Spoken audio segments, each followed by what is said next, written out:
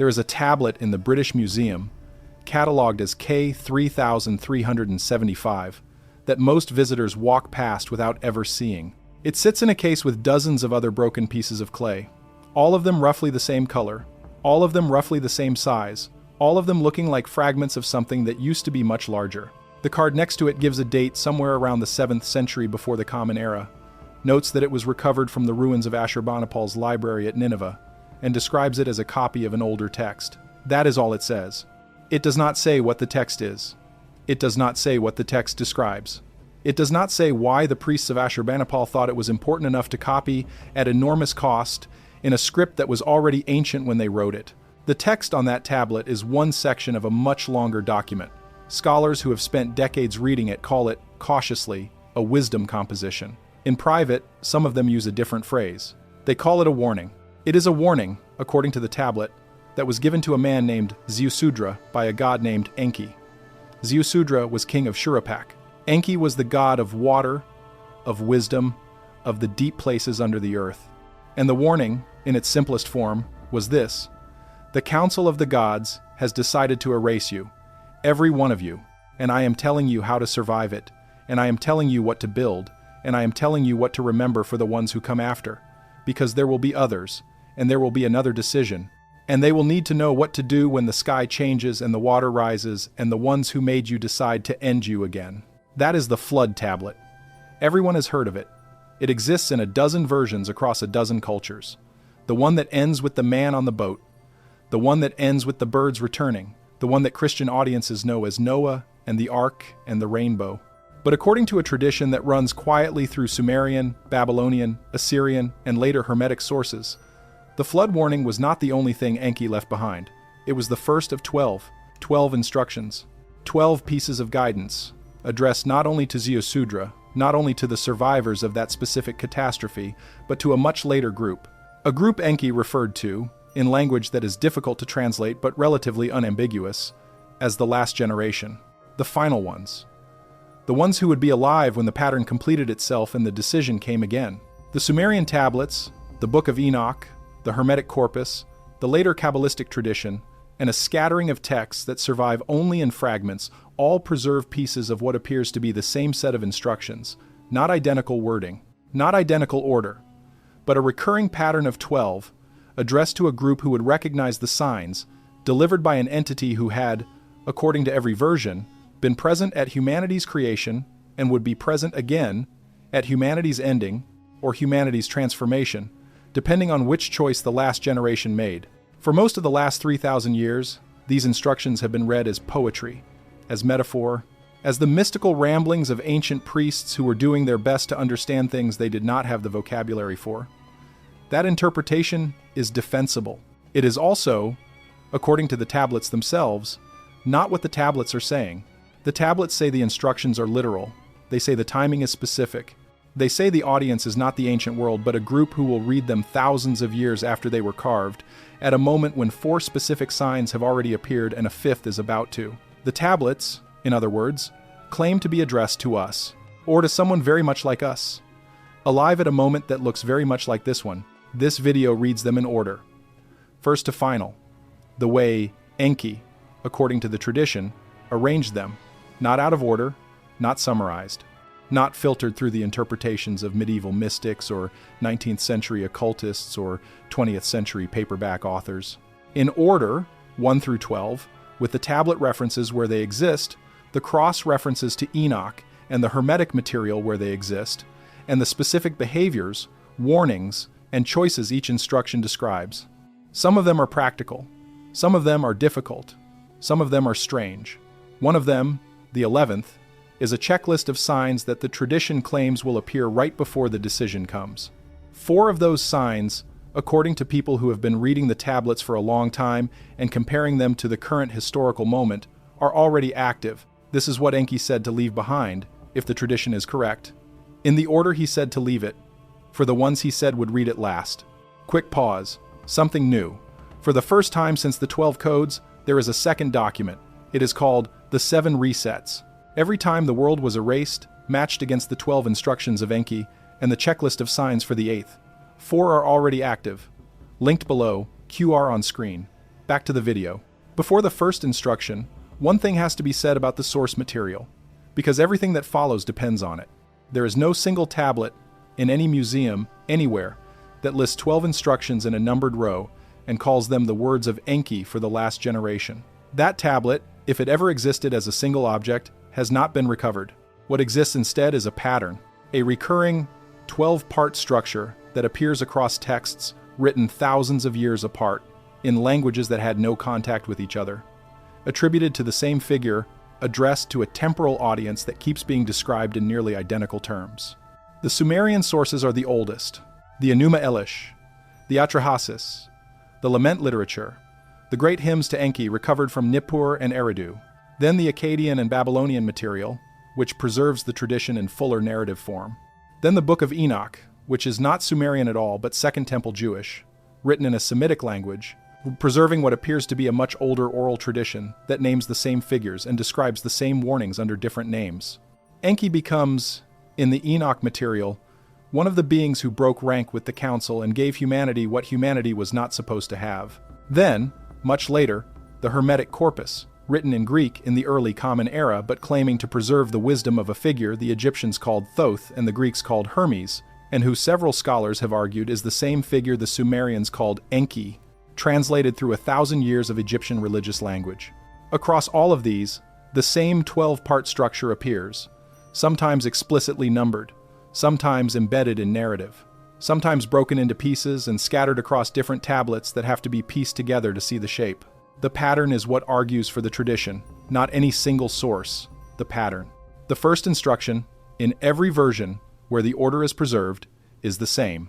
It is about origin, about where you came from, about what you actually are. The Sumerian tablets do not describe humanity in the way modern paleoanthropology describes humanity. They do not say that the first humans emerged gradually, through evolutionary pressure, from an earlier primate line in East Africa, over the course of hundreds of thousands of years. That is the story modern science tells. It is not the story the tablets tell. The tablets tell a different story. They say humanity was made, deliberately, in a specific place, by a specific process, for a specific purpose. And they say the being who made humanity, or at least the being who oversaw the process and argued for it against opposition from other members of the council, was Enki. The version preserved in the Atrahasis and elaborated in later texts is this: the Anunnaki, the council of high beings who had come to Earth from somewhere else, were mining gold. The reason they were mining gold is not fully clear from the tablets, but the tablets are consistent that gold was the purpose, and that the mining was hard, and that the beings who were doing the actual work, the lower-ranked Igigi, eventually refused to keep doing it. There was a mutiny. The Igigi laid down their tools and confronted the council. And the council, faced with the choice of doing the work themselves or finding another way, chose another way. Enki proposed making a worker, a being that could do the mining but that would not have the same status, the same lifespan, the same rights within the council, a being that could be created quickly, in large numbers, from materials already present on Earth. The proposal was accepted, and Enki, together with the birth goddess Ninmah, sometimes called Ninhursag in other texts, went to work. The process they describe is not agricultural, it is not gradual. It is a technical procedure, described in language that reads, to modern eyes, like something between surgery and manufacturing. Clay was taken, blood was mixed with it. The blood came from a lesser deity, sacrificed for the purpose, whose intelligence and self-awareness the tablets specifically say were passed into the material. The mixture was placed into the wombs of birth goddesses. And what emerged, after a specific number of gestations, was the first version of humanity, the Lulu, the primitive worker, physically capable, cognitively awake, genetically shaped by both the earthly source material and the deliberate addition of something from the beings who made them. The first instruction is to know this, to know that this is your origin, if the tradition is correct, to know that you are not an accident, to know that you were made deliberately by beings who are not currently walking among you, but who, according to the tradition, are not gone either. To know that the process that made you left something inside you that is not fully of this planet, something added, something that came from somewhere else, something that, according to Enki's own words in the tablets, is the reason you can hear these instructions at all. The tablets are specific about why this instruction comes first. If you do not know what you are, you cannot understand any of the instructions that follow. You will read them as advice, as philosophy.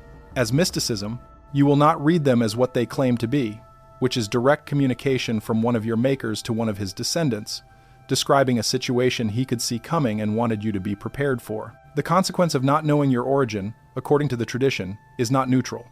It is not merely a gap in your education. It is, the tablets say, an active vulnerability. Because there are other traditions, other stories, other explanations of where you came from, and some of them, according to Enki, are not accidents. Some of them were introduced deliberately by other members of the council who did not want humanity to know what it was. Because a humanity that knew what it was would be harder to control, would be harder to erase, would be harder to convince, at the moment of the next decision, that its erasure was inevitable and deserved. This is why the instruction is not merely to believe you were made, but to know it. To hold the knowledge in a way that cannot be dislodged by argument, by fashion, by the changing consensus of whatever century you happen to live in. The tablets are clear on this. Enki was clear on this. The first defense against everything that comes later is knowing the truth of your own beginning. There is a passage in the Enuma Elish that describes what happened after the first humans were made. The council of the gods gathered and saw them, saw what they were.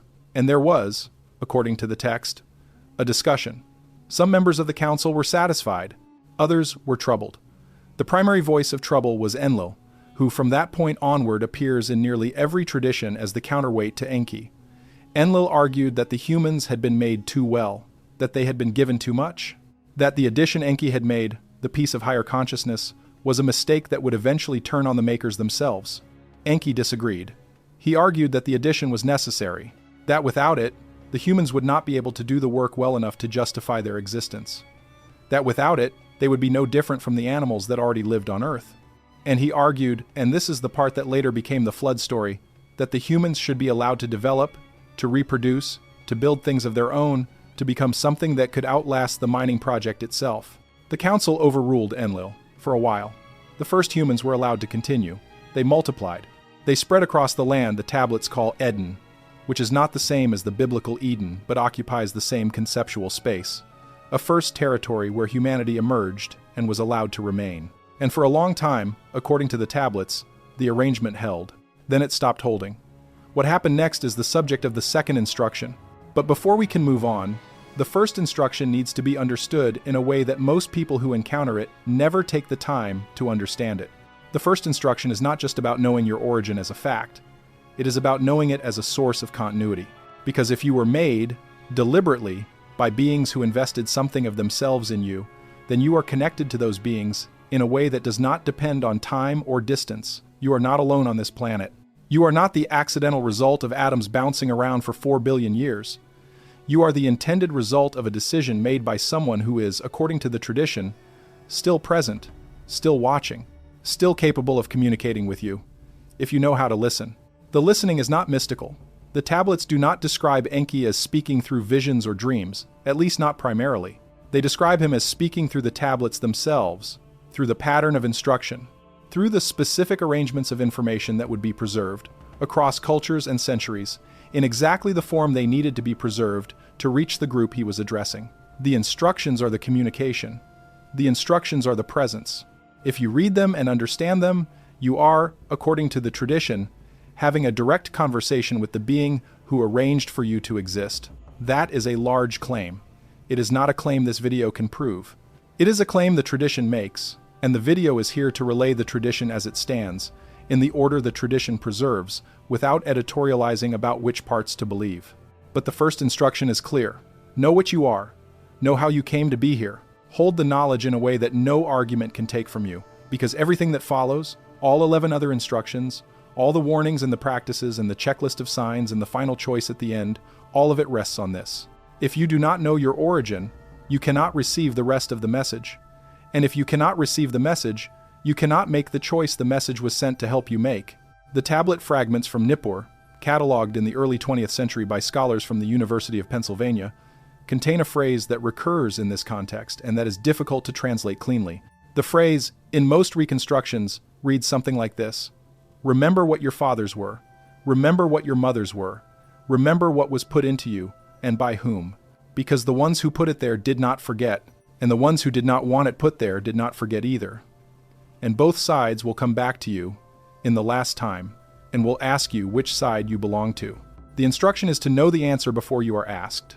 The second instruction is about water. Not water as image, not water as metaphor, not the water of poets or the water of philosophers. Actual, physical water. The oceans, the rivers, the rain that falls, the aquifers that hold what has already fallen, the ice that stores what fell in the distant past and has not yet melted. All of it, according to the tradition, is a single archive, and Enki said to remember what is stored in it. To understand why the second instruction is about water, it helps to understand who Enki was before he ever became involved with humanity. Every list of his titles begins with the same set of associations. Lord of the Abzu, Lord of the sweet waters under the earth, the great deep. The word Abzu, in Sumerian, refers specifically to the freshwater ocean the Sumerians believed lay beneath the ground, feeding the springs and the rivers and holding the wisdom that flowed up from the depths whenever a well was dug or a foundation was laid. Enki lived there, according to the tablets. His temple in Eridu was built directly over what the Sumerians believed was one of the openings into that underground sea. The city itself was arranged so that the water and the wisdom were treated as the same thing, flowing from the same source, poured out for the same purposes. This matters because when Enki gave the second instruction, he was not speaking metaphorically about water. He was speaking about his own element, the medium in which, according to the tradition, he had done most of his actual work, the medium that had, at various points, been used to punish humanity, save humanity, transport humanity, and preserve the record of everything that had happened to humanity across the long stretch of time that no written source now fully covers. The instruction, in its plainest form, is this: water remembers. Learn to read what it has kept. The flood, in Enki's account, was not a random disaster. It was a decision made by the council, over Enki's protest, to end the version of humanity that had spread across Eden and had, according to Enlil, become too noisy, too numerous, too much like the beings who had made them. The mechanism of the ending was water, a specific event, at a specific time, in which the atmospheric conditions the council had control over were used to release a volume of water sufficient to cover the low-lying lands and drown almost every human being alive at the time. Enki did not agree with the decision, but he was bound by an oath not to warn humanity directly. What he did instead, according to the tablets, was speak to Ziusudra through the reed wall of a hut. He did not address Ziusudra by name. He addressed the wall. He described the coming flood to the wall, and Ziusudra, who happened to be on the other side of the wall, overheard. This is what the tablets specifically say. It is a technicality, a loophole. Enki obeyed the letter of the oath while breaking its spirit, and by breaking its spirit he saved one family, one boat, one seed of the human line that was supposed to be erased. The reason this matters for the second instruction is that the flood, according to Enki, left evidence. The water did not vanish when it receded. It did not take the memory of what had happened with it. It left the memory in the sediments, in the layers of clay and silt, deposited across the Mesopotamian plain and, in different forms, across every low-lying region on the planet. Modern geologists, working with entirely secular assumptions, have found flood layers in the Sumerian city of Ur that are approximately 11 feet thick, deposited in a single event, containing material that could only have come from an inundation of exactly the scale the tablets describe. That is not proof of the tablets. But it is not proof either. It is the water's own record of what happened. The second instruction is to learn to read that record, to understand that the planet's water is not a passive substance. It carries dissolved minerals, isotopic ratios, temperature histories, and even the fossilized remains of everything that has died in it or fallen into it since the water first accumulated. Modern paleoclimatology reads these signals routinely. Ice cores from Greenland and Antarctica preserve annual records of atmospheric composition going back hundreds of thousands of years, each ice layer corresponding to a specific year of snowfall, each layer preserving the chemistry of the air at the moment the snow fell. Ocean sediment cores preserve records of biological activity, of temperature, of the shifting positions of currents, of the abrupt catastrophes that occasionally interrupt the long stretches of stability. The water remembers, in a way that is measurable and testable, and, when read correctly, tells a story that matches, in specific and detailed ways, the story the tablets tell about the flood and about several events that came before and after it. Enki knew this, according to the tradition. He arranged for the water to keep the record because he knew that any tablets carved by human hands would eventually crumble, be broken, be buried, be forgotten. But the water would still be here. The water would still be circulating, And when the last generation came and needed to verify what had actually happened in the deep past, they would have the water to consult, not through mysticism, through science. The instruction, in this sense, is prescient. It anticipates the development of the exact methods that would eventually be able to read the water's record. But the second instruction is not only about the flood, it is about the ongoing role of water in the pattern of resets. The tablets are consistent that catastrophic water events, not always floods but sometimes droughts, sometimes shifts in the location of major rivers, sometimes changes in the temperature of the seas, have been the mechanism used to end civilizations repeatedly throughout the long history the tablets cover. Not always by the council, sometimes by natural processes that the council merely allowed to proceed. But always, the tablets say, with water at the center.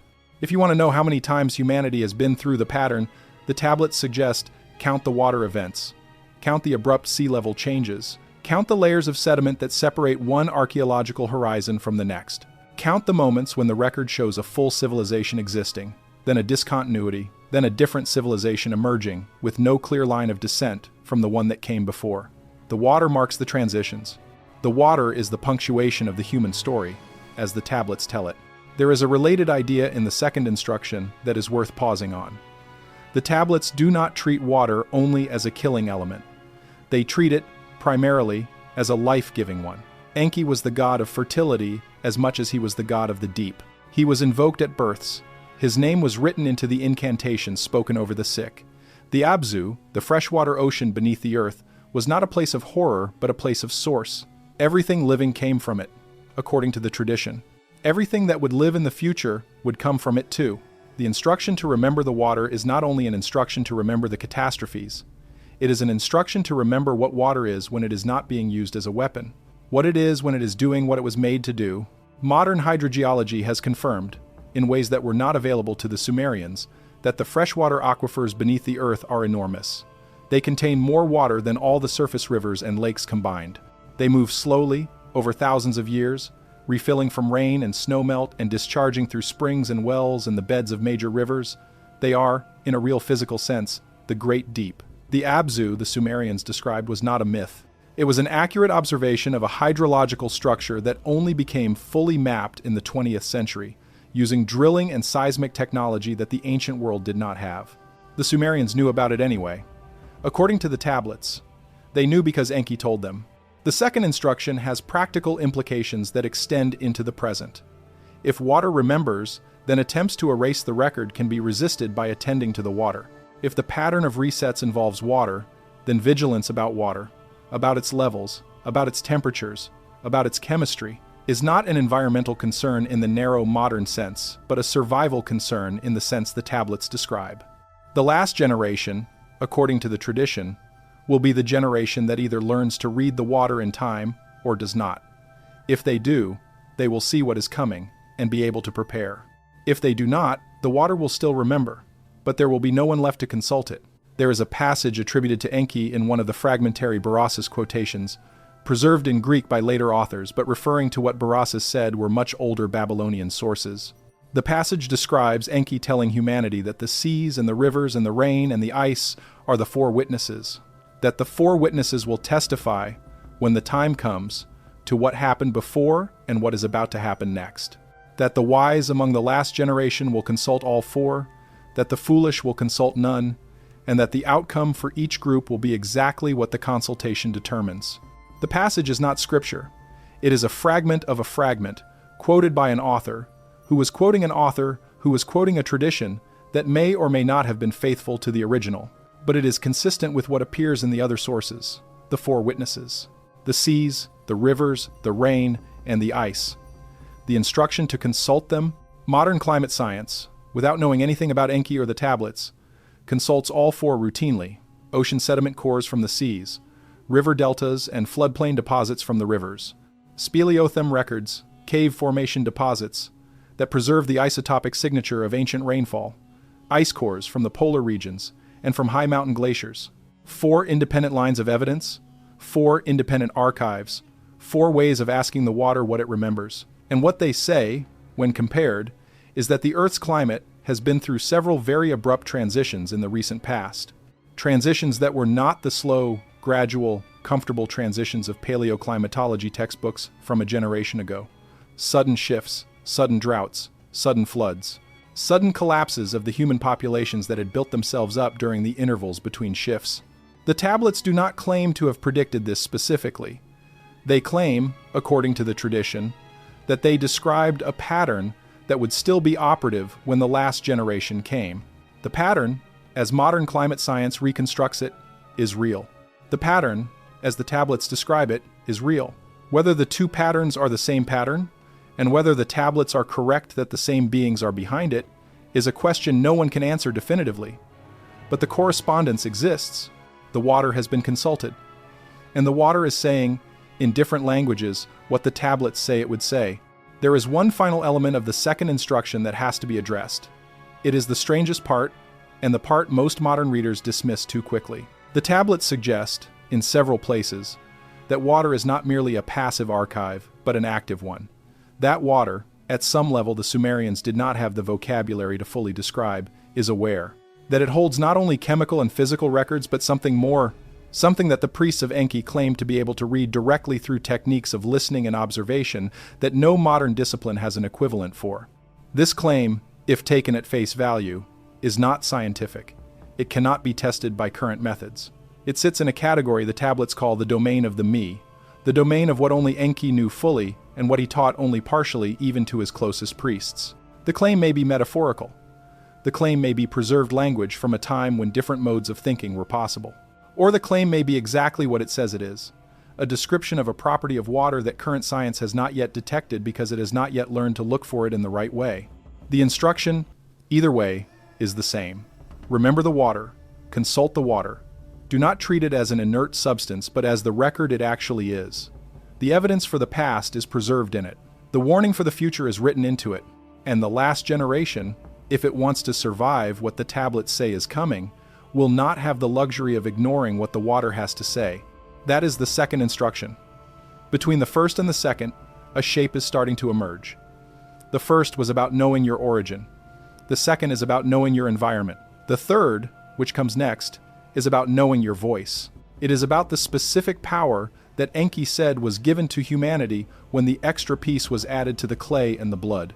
The power that the tradition claims made humans different from every other creature that existed on the planet before them, and that would make humans dangerous, according to Enlil, in ways that could not be predicted at the time of the making. The third instruction is about language, the specific, physical act of speaking, the vibration of air pushed out of a body against the shaping of a tongue and a set of teeth and lips, the sound that comes out, the way that sound rearranges the world when it is aimed correctly, and the reasons Enki wanted this preserved, protected, and used only carefully by the last generation. To understand the third instruction, it helps to know something about the Sumerian conception of the word itself.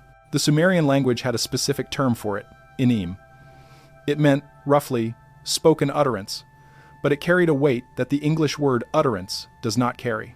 In Sumerian, an inim was not just noise, it was an action, a change made to reality by the speaker. When a king issued a decree, the decree was an inim. When a priest performed a healing, the healing was an inim.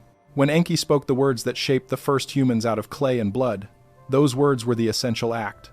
The clay and the blood were the material. The inim was what turned the material into something living. This is the tradition Enki gave to humanity, according to the tablets. Not the ability to make sounds. The animals could already do that. The ability to make sounds that change things.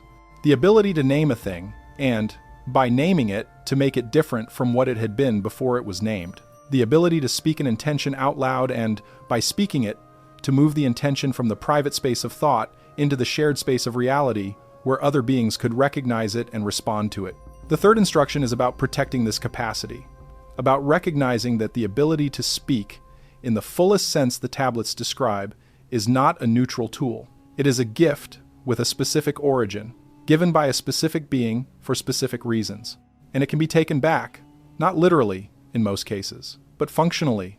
If a population loses the ability to speak in the way the tablets describe speech, if they lose access to the tradition of what words are actually doing when they are spoken well, then the capacity has been taken back in every way that matters. There is a section of the great Enki hymn recovered from Nippur that describes what happened when Enki taught the first humans to speak.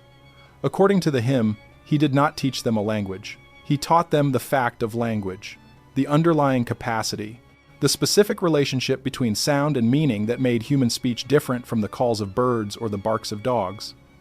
Then he stepped back and let humanity develop the specific languages themselves. The languages, in this account, were human inventions. The capacity to make languages was the gift. The tablets go further.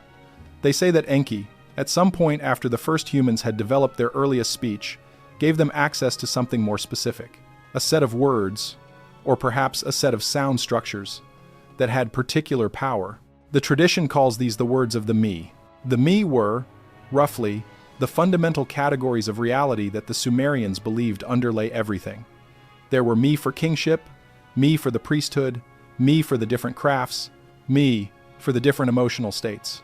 Each me had a name, a word that could be spoken, and the speaking of the word, according to the tablets, was a way of engaging with the underlying reality that the me represented.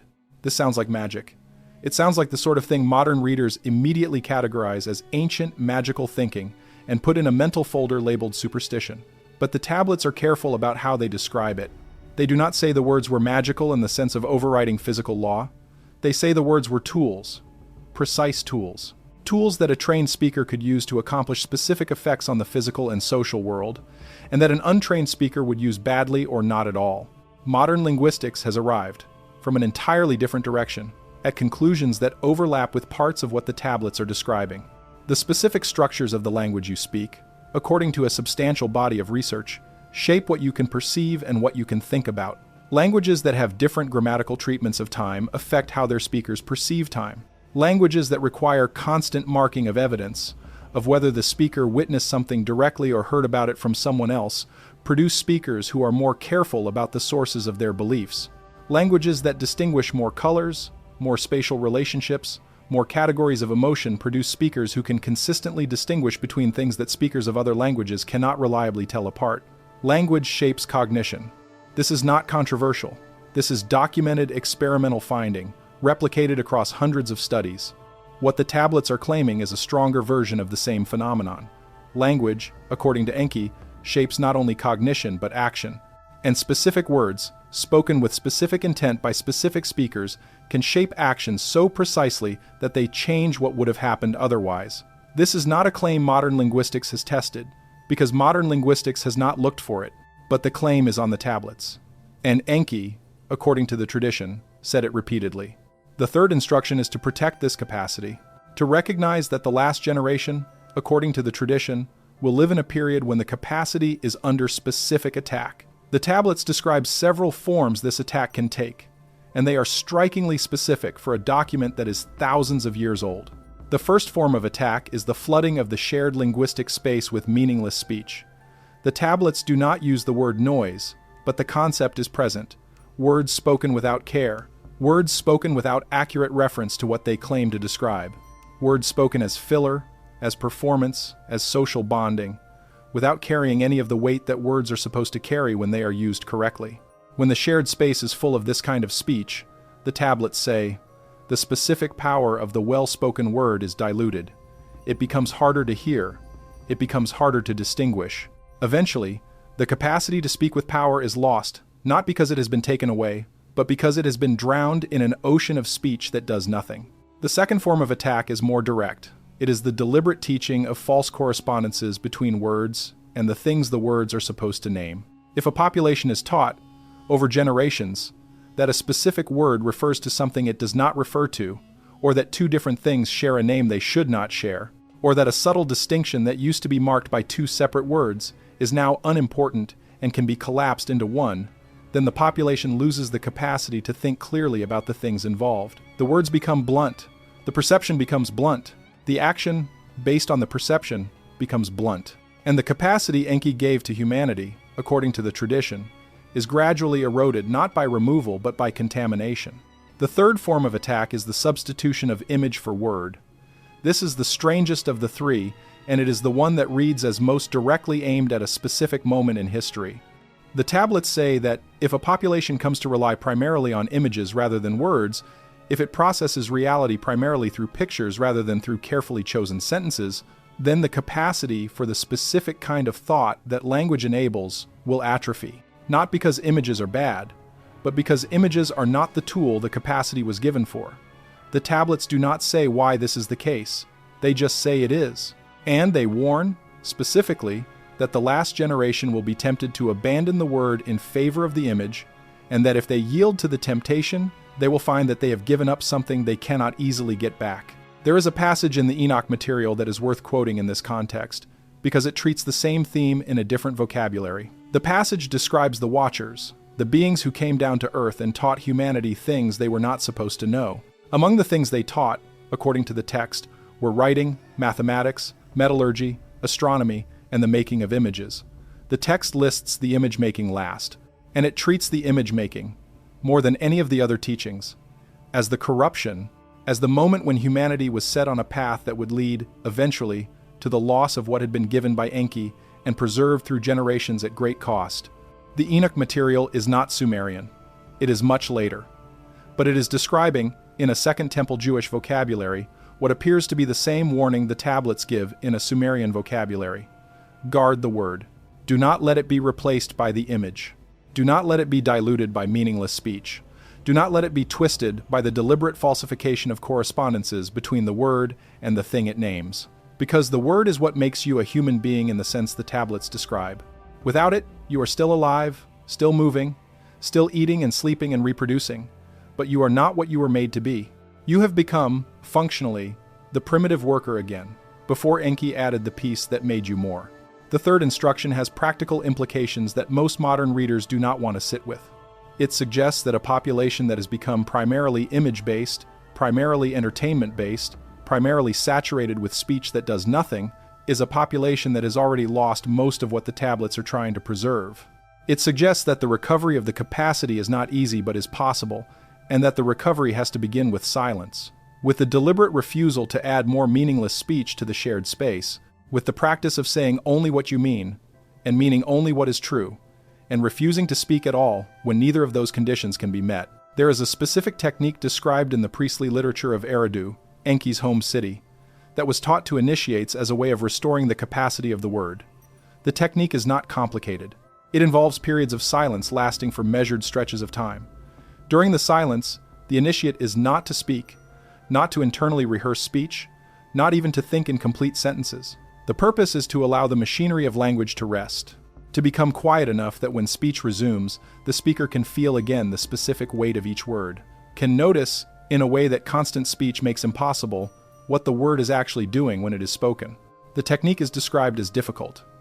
The tablets say that most initiates could not maintain the silence for the required period on their first attempt, that the internal chatter would resume within minutes, that only through practice, over months and years, could the capacity for real silence be developed, and only after real silence had been developed could the capacity for real speech be recovered. The two are described, in the priestly literature, as inseparable. Without silence, there is no speech. Without speech, there is no silence. Both are required, and both have to be practiced, and the practice is what makes a human being into what the tablets say a human being was made to be. The third instruction, in short, is about guarding the word, about recognizing that language is not neutral, not decorative, not an add-on to human existence, but the thing that makes human existence what it is. About protecting the specific capacity Enki said he had added when humanity was made. And about resisting, in whatever ways are possible in the specific historical moment where the last generation finds itself, the specific attacks the tablets predicted would be leveled against the capacity when the pattern reached its final phase. The tradition is consistent that this instruction is not for everyone. Most humans, most of the time, will use language as most humans use language, and there will be no visible consequence for doing so. The instruction is for the ones who read the tablets, who receive the pattern of 12, who recognize themselves as the intended audience. For them, the instruction says, the word is a tool that will be needed. The capacity has to be preserved. Because when the moment comes, and the 11th instruction shows itself, and the decision is placed before the last generation, the choice will have to be spoken. Not thought, not felt, spoken. And the ones who cannot speak will not be able to make the choice. Not because the choice is unavailable to them, because they will have lost the capacity to make it. That is what the third instruction is protecting. The capacity to say, out loud, in a way that changes what happens next, exactly what the situation calls for. Not more, not less. The right words, at the right moment, spoken with the full weight of what the tablets say a human word actually is. There is a phrase in the closing lines of the Enki hymn from Nippur that summarizes the third instruction in a single line, and the phrase is preserved cleanly enough that most translators render it the same way. The line reads, in most translations, something like this: "The word I gave you was not a small thing. Do not treat it as a small thing. When you need it, if you have kept it, it will be there." That is the third instruction. Keep the word. Because when the time comes, you will need it, and there will be no way to get it back if you have not kept it. The fourth instruction is about power.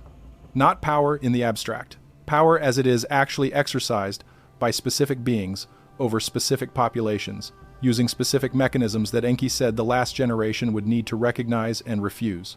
The instruction is one of the most detailed of the 12, and it is the one that has caused the most trouble for the priesthoods that inherited the tradition, because it is the instruction that most directly implicates the very structures those priesthoods have historically depended on.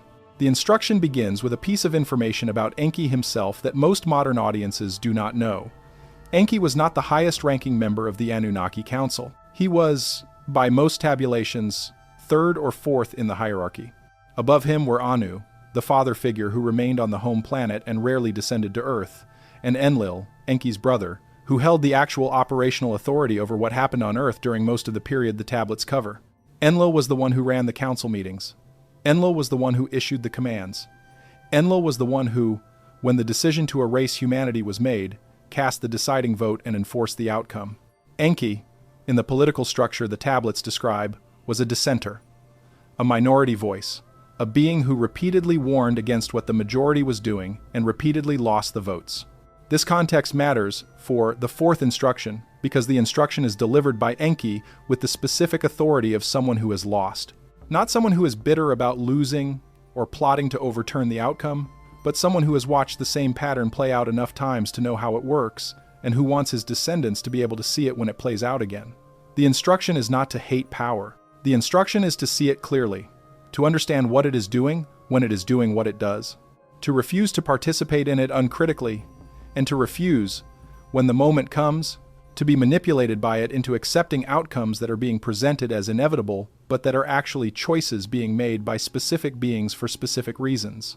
The tablets describe several specific mechanisms that Enlil and the members of the council who supported him used to exercise authority over humanity across the long stretch of time the tablets cover. Each mechanism is worth examining, because each of them, according to the tradition, will be revived or continued or intensified in the period the last generation will live through. The first mechanism is the manufacturing of hierarchy.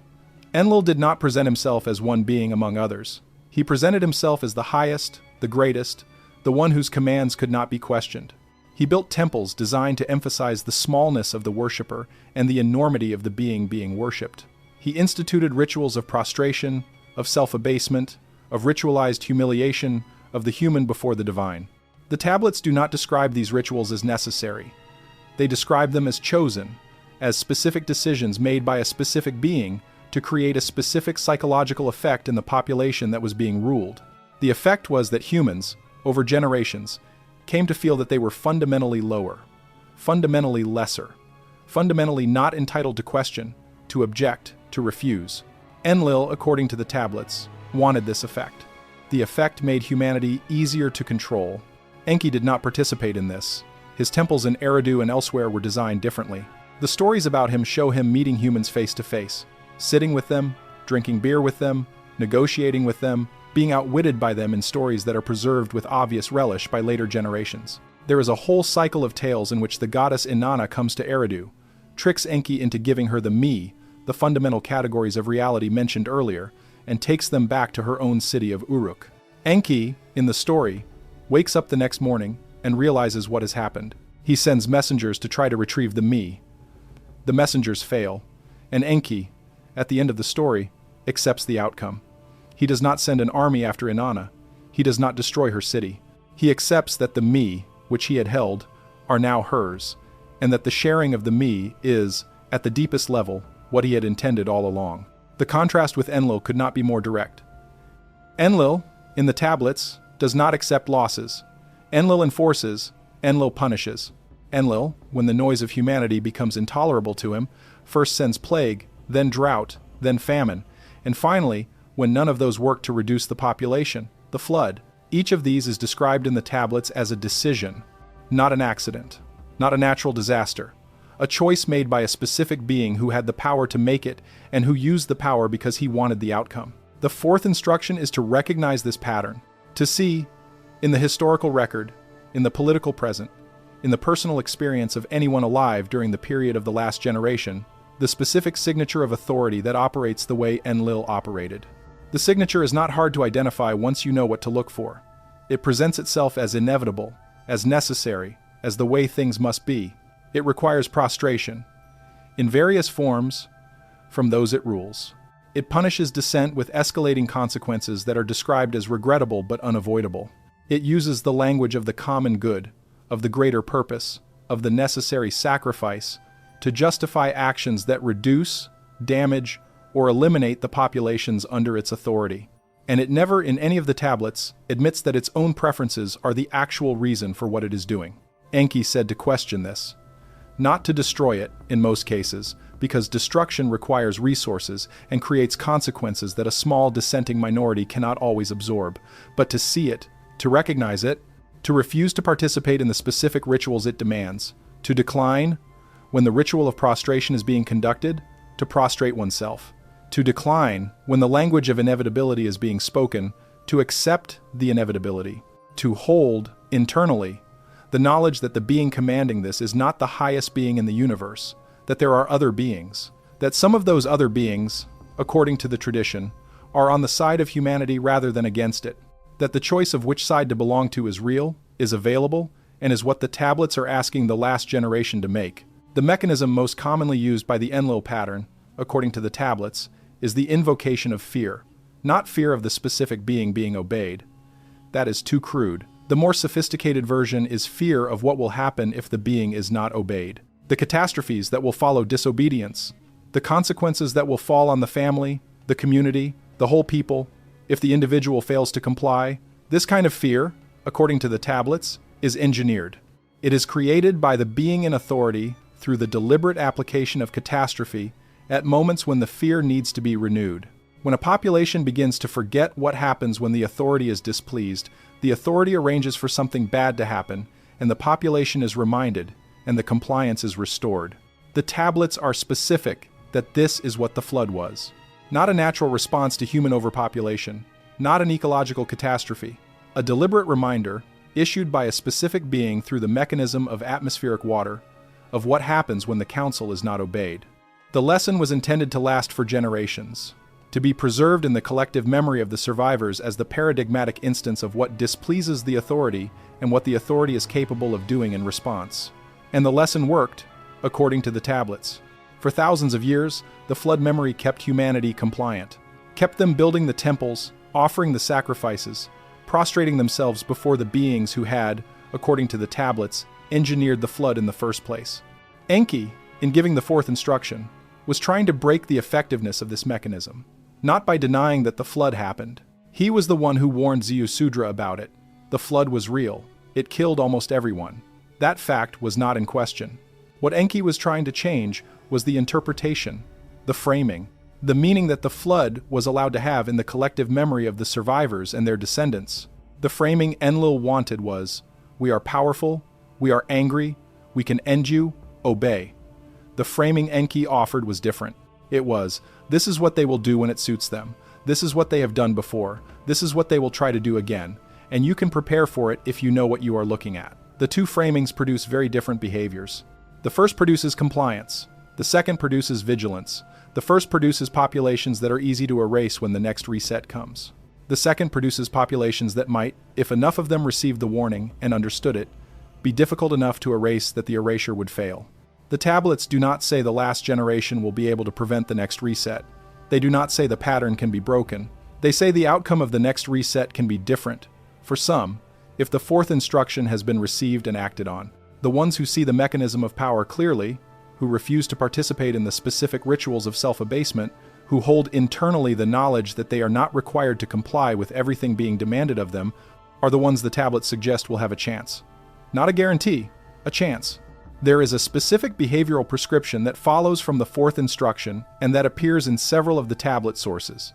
The prescription is to develop what the priestly literature calls the small no, not the large refusal, not the revolutionary rejection of all authority.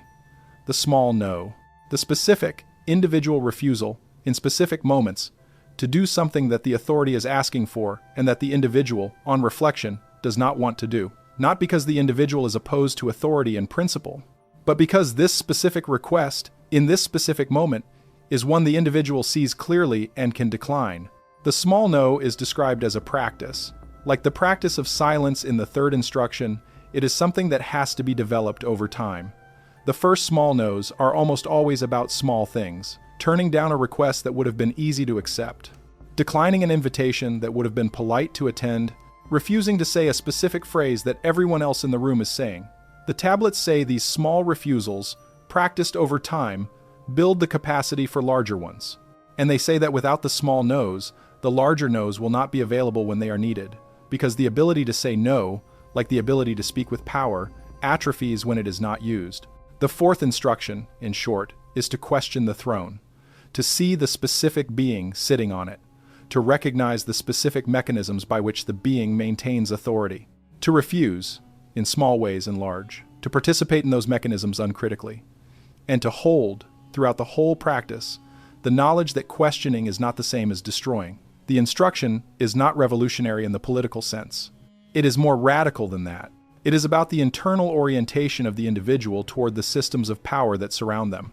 It is about being, at the level of one's own private consciousness, the kind of being that cannot be fully captured by those systems, no matter how loud the systems become or how loud they demand to be obeyed. The tradition preserves a phrase that is attributed to Enki in this context and that appears, with variations, in several of the tablet sources.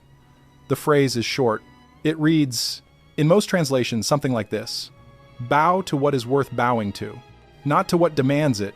If you cannot tell the difference, the whole of my instruction has been wasted on you. The instruction assumes that most of the last generation will be able to tell the difference, if they are willing to look.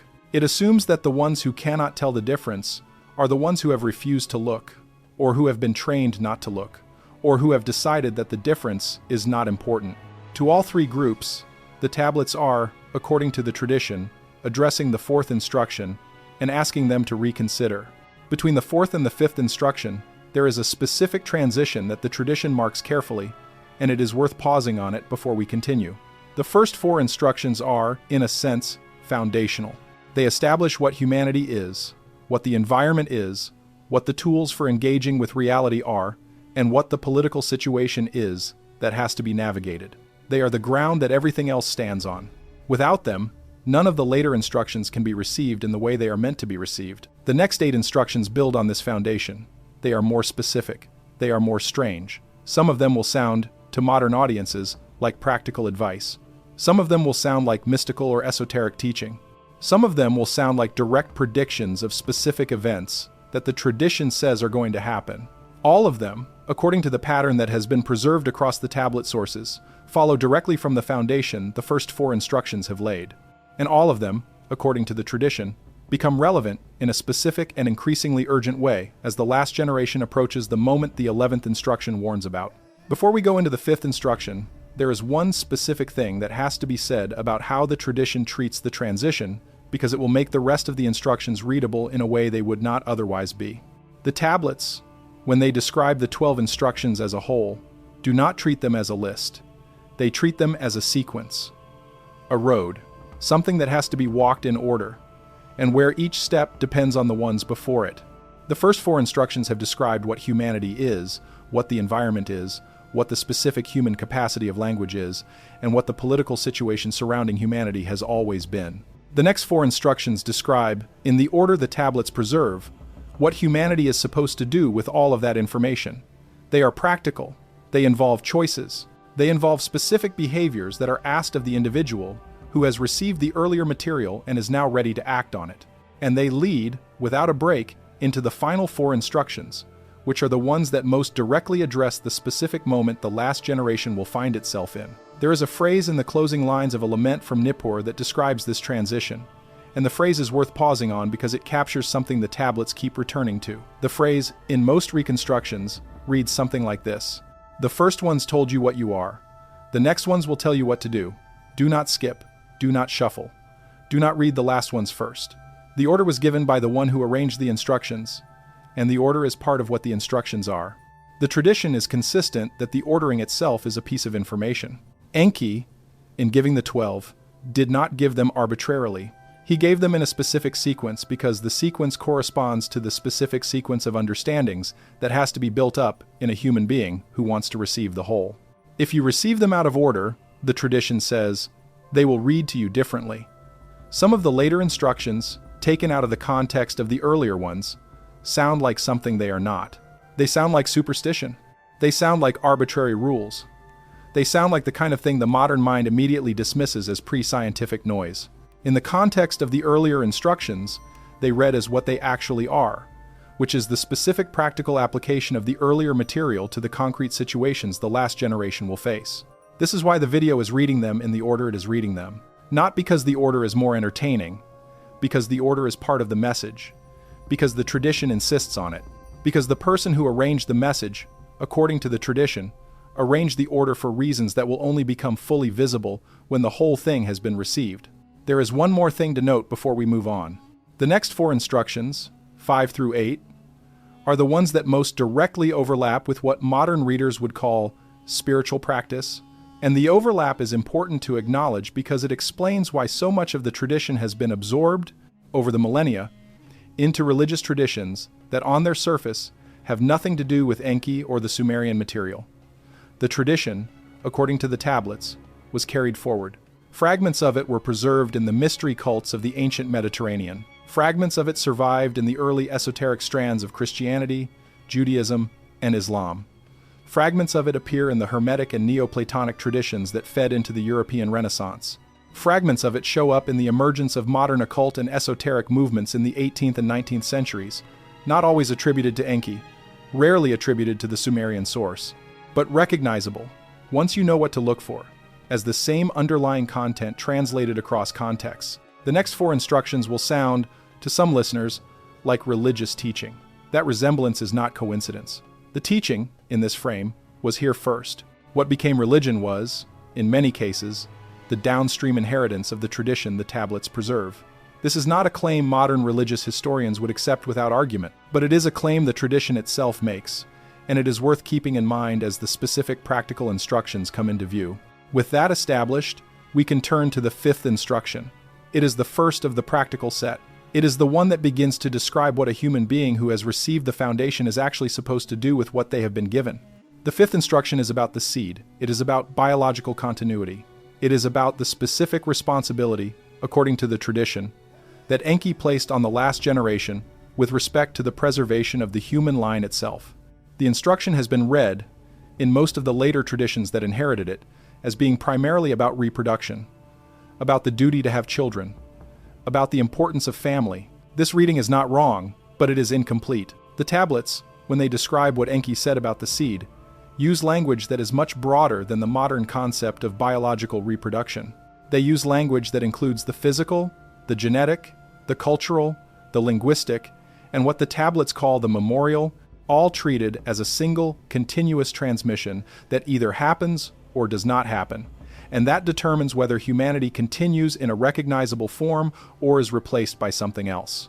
To understand the 5th instruction fully, some background about the Sumerian conception of continuity is necessary, because it differed sharply from the modern one. In the Sumerian view, a person did not end at the boundary of their skin. A person included their name, which was inherited from ancestors and would be passed to descendants. A person included the specific practices they had been taught, the specific words they knew how to speak, the specific songs and rituals and craft skills they carried in their body. A person included the land they had worked, the tools they had made, the seeds they had saved from one harvest to plant in the next. All of this was, for the Sumerians, part of what a person was. And when a person died, the parts that could be transmitted. The name went to the next generation. The practices went to the students who had learned them. The land and the tools went to the descendants. The seeds went into the ground for the next crop. Continuity, in this view, was distributed. It was not carried by any single biological line, It was carried by the whole complex of arrangements that connected one generation to the next. Enki, in giving the fifth instruction, was speaking to a culture that already understood continuity in this way. He was not introducing a new concept. He was refining and directing an existing one. And what he was directing it toward was a specific responsibility that the last generation would have, and that most previous generations had not fully faced, with respect to the deliberate preservation of the human line through a specific type of narrowing that was going to happen. The tablets are consistent that the last generation will live through a period of contraction. Not necessarily an immediate contraction, but a longer contraction, playing out over what the tablets suggest may be several decades or longer, during which the number of humans able to reproduce, the number of humans willing to reproduce, the number of humans who possess the specific cultural inheritance that the tradition has been trying to preserve, and the number of humans who can still speak the languages that carry the specific ideas the tradition depends on, will all decline. Not because of a single catastrophic event, because of a slower, more gradual process that will operate through many separate mechanisms, none of which will look, on the surface, like part of a coordinated pattern.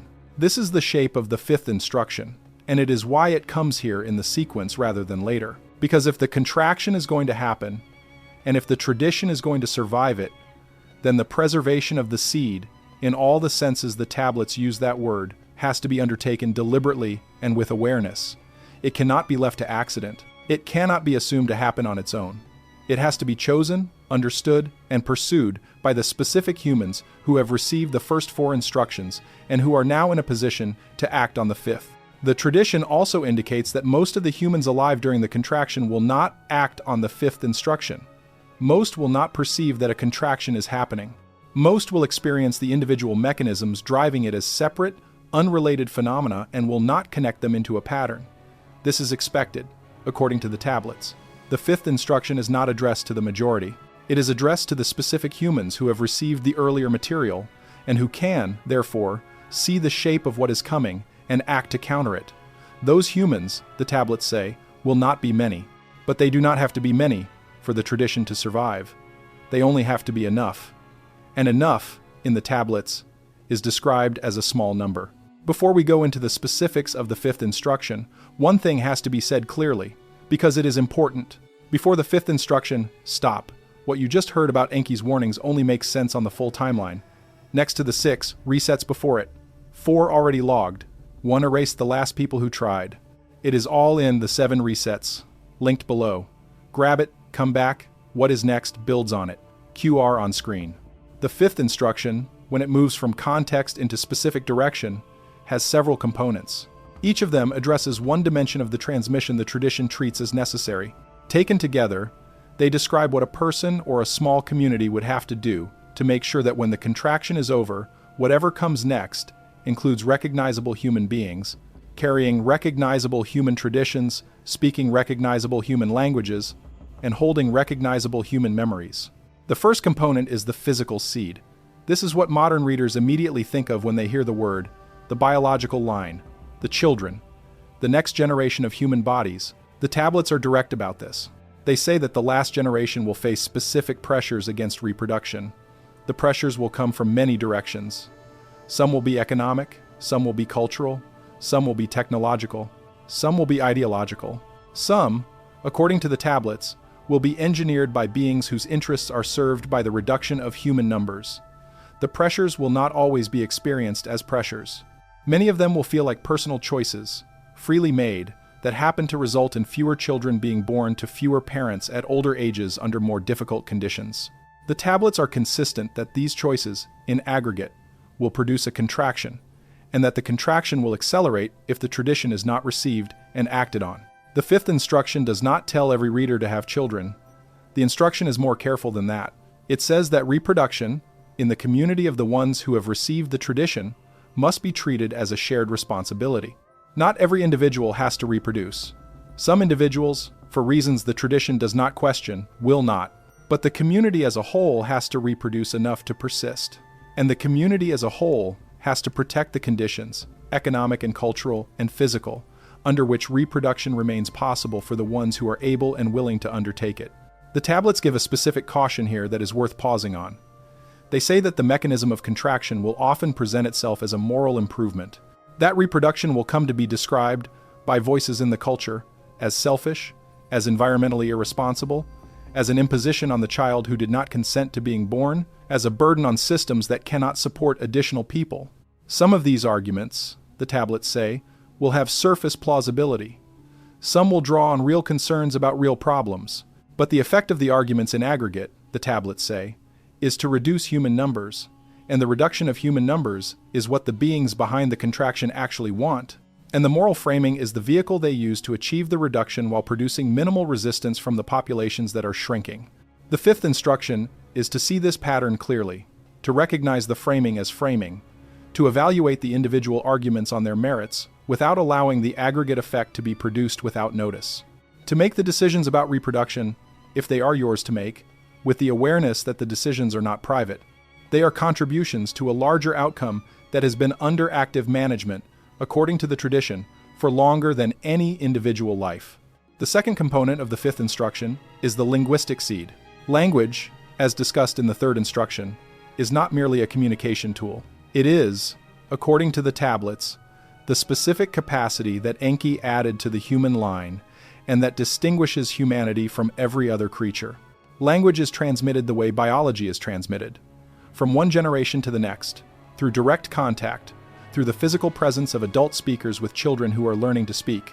And the tablets are consistent that language, like biology, can be lost, that a specific language can go extinct in a single generation if it is not transmitted, that the capacity for language in general, in a specific individual, can atrophy if that individual is not exposed to enough well-used language in the developmental period. The fifth instruction, applied to language, is to preserve the specific linguistic capacity that carries the tradition. Not every language on earth carries every part of the tradition. Different languages preserve different pieces of what Enki gave to humanity. The Sumerian language, according to the tablets, carried the original vocabulary of the me, the fundamental categories of reality. That language is dead.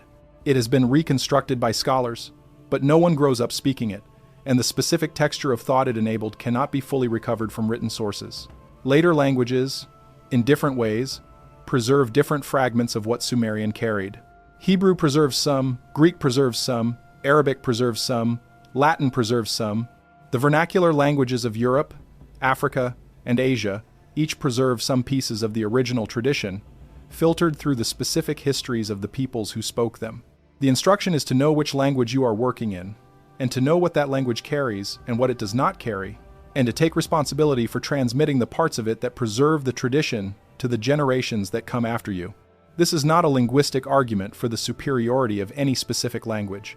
It is an argument for the awareness that language is not neutral, that the language you speak shapes what you can think and what you can transmit to your children, that if you speak a language poorly, or if you allow the vocabulary of a language to atrophy so that certain distinctions can no longer be made, you have contributed to the contraction of the linguistic seed just as directly as you would have contributed to the contraction of the biological seed by refusing to reproduce. The third component is the cultural seed. This is the practices, the songs, the recipes, the crafts, the specific ways of doing things that a culture teaches its members over the course of daily life. The tablets, when they treat this component, are specific about which practices matter and which do not. Not every cultural practice is a piece of the tradition. Many practices are local, temporary, adapted to specific historical conditions, and can be lost without consequence. Others, the tablets say, are pieces of a much older transmission that has been carried forward, largely unnoticed, in the form of ordinary daily practice by populations who do not fully know why they are doing what they are doing. The instruction is to identify these practices and preserve them. This requires some discernment. It requires knowing what to look at. The tablets suggest, in several places, that the practices most worth preserving are the ones that most directly connect the individual to the physical world in a way that involves specific skills, specific attention, and specific relationships with materials that the individual has to handle directly. Cooking with actual ingredients, growing actual plants, building actual structures, making actual clothing, repairing actual objects, practicing actual crafts that require the training of the hand, the eye, the ear, and the body over years of repetition. These practices, the tablets say, carry pieces of the tradition that cannot be transmitted in any other way. They cannot be written down. They cannot be recorded on video. They can only be taught, by demonstration, from a person who knows to a person who is willing to learn. The fifth instruction is to be one of the people who knows, or one of the people who is learning. To take on, in a specific area, the responsibility of maintaining a practice that would be lost if you did not maintain it. The practice does not have to be dramatic. The tablets say that any real practice, taken seriously and transmitted well, is a contribution. What matters is that the transmission happens. What matters is that the chain does not break in your specific link. The specific practice you preserve does not have to be the most important one. It has to be one that would not be preserved if you did not preserve it. The fourth component is what the tablets call the memorial.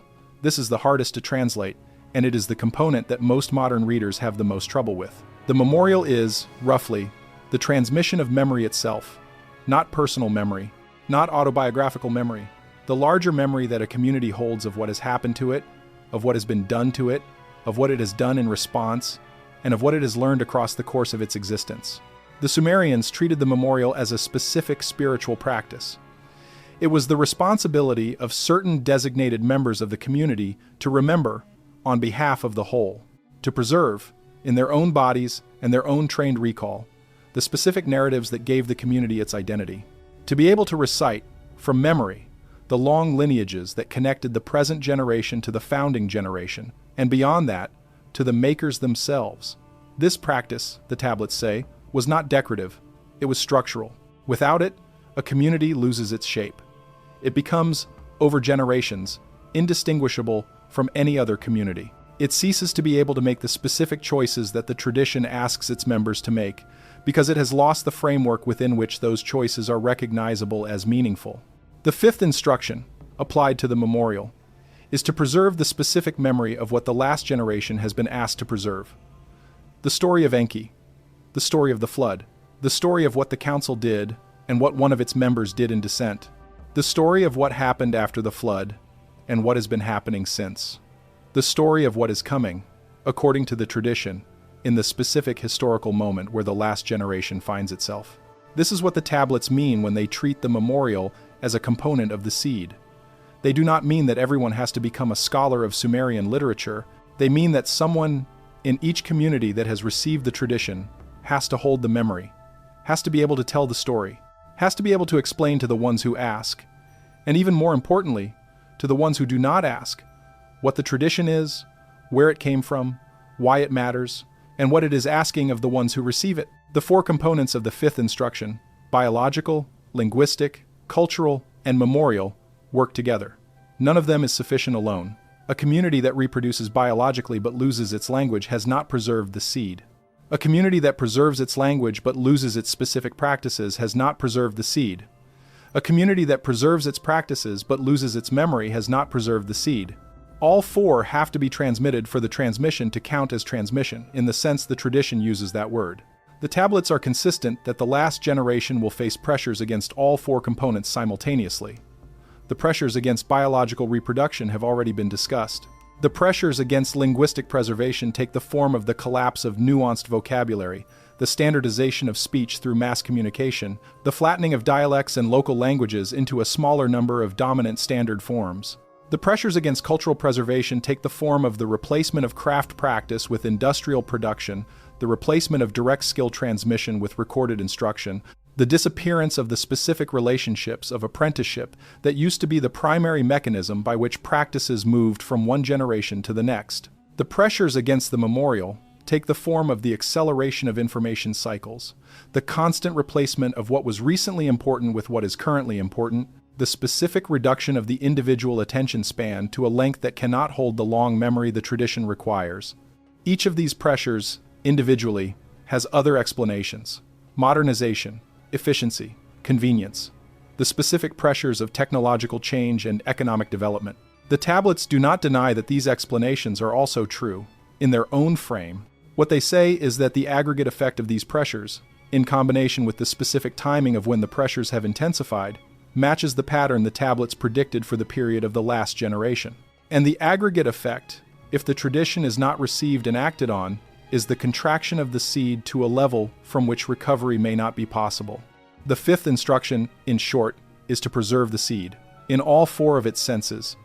in the specific ways the tradition describes, with the awareness that the preservation is not automatic, that it will require deliberate effort, and that the effort will have to be undertaken by the specific individuals who have received the earlier instructions and can, therefore, see why it matters. There is a phrase from one of the closing lament tablets that treats the fifth instruction directly, and the phrase is worth ending on because it captures the specific weight the tradition places on this instruction. The phrase, in most translations, reads something like this: "You did not choose to be born. The ones who chose it for you did not do it for themselves. They did it so that when the time came, there would be someone here to make the choice. Do not be the generation that ends the chain that was extended to reach you. If you must, add one more link. Then the ones who come after will decide what to do with what you have given them. That is the fifth instruction. Preserve the seed. Add one more link. Do not be the one who ends what the ones before you extended." The sixth instruction is about the sky, specifically about what to watch for in the sky and about what the tablets say the last generation will need to be able to see there if they are going to recognize the moment when the 11th instruction becomes urgent.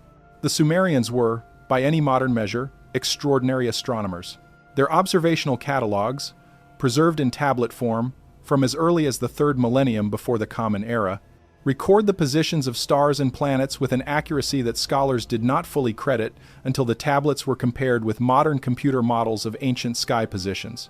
The comparison, when it was finally done in the mid-20th century, showed that the Sumerian observations were accurate to a degree that suggested continuous, careful, generation upon generation, observation from fixed positions using instruments that were probably simpler than modern instruments, but that were used with a discipline that few modern observers ever match.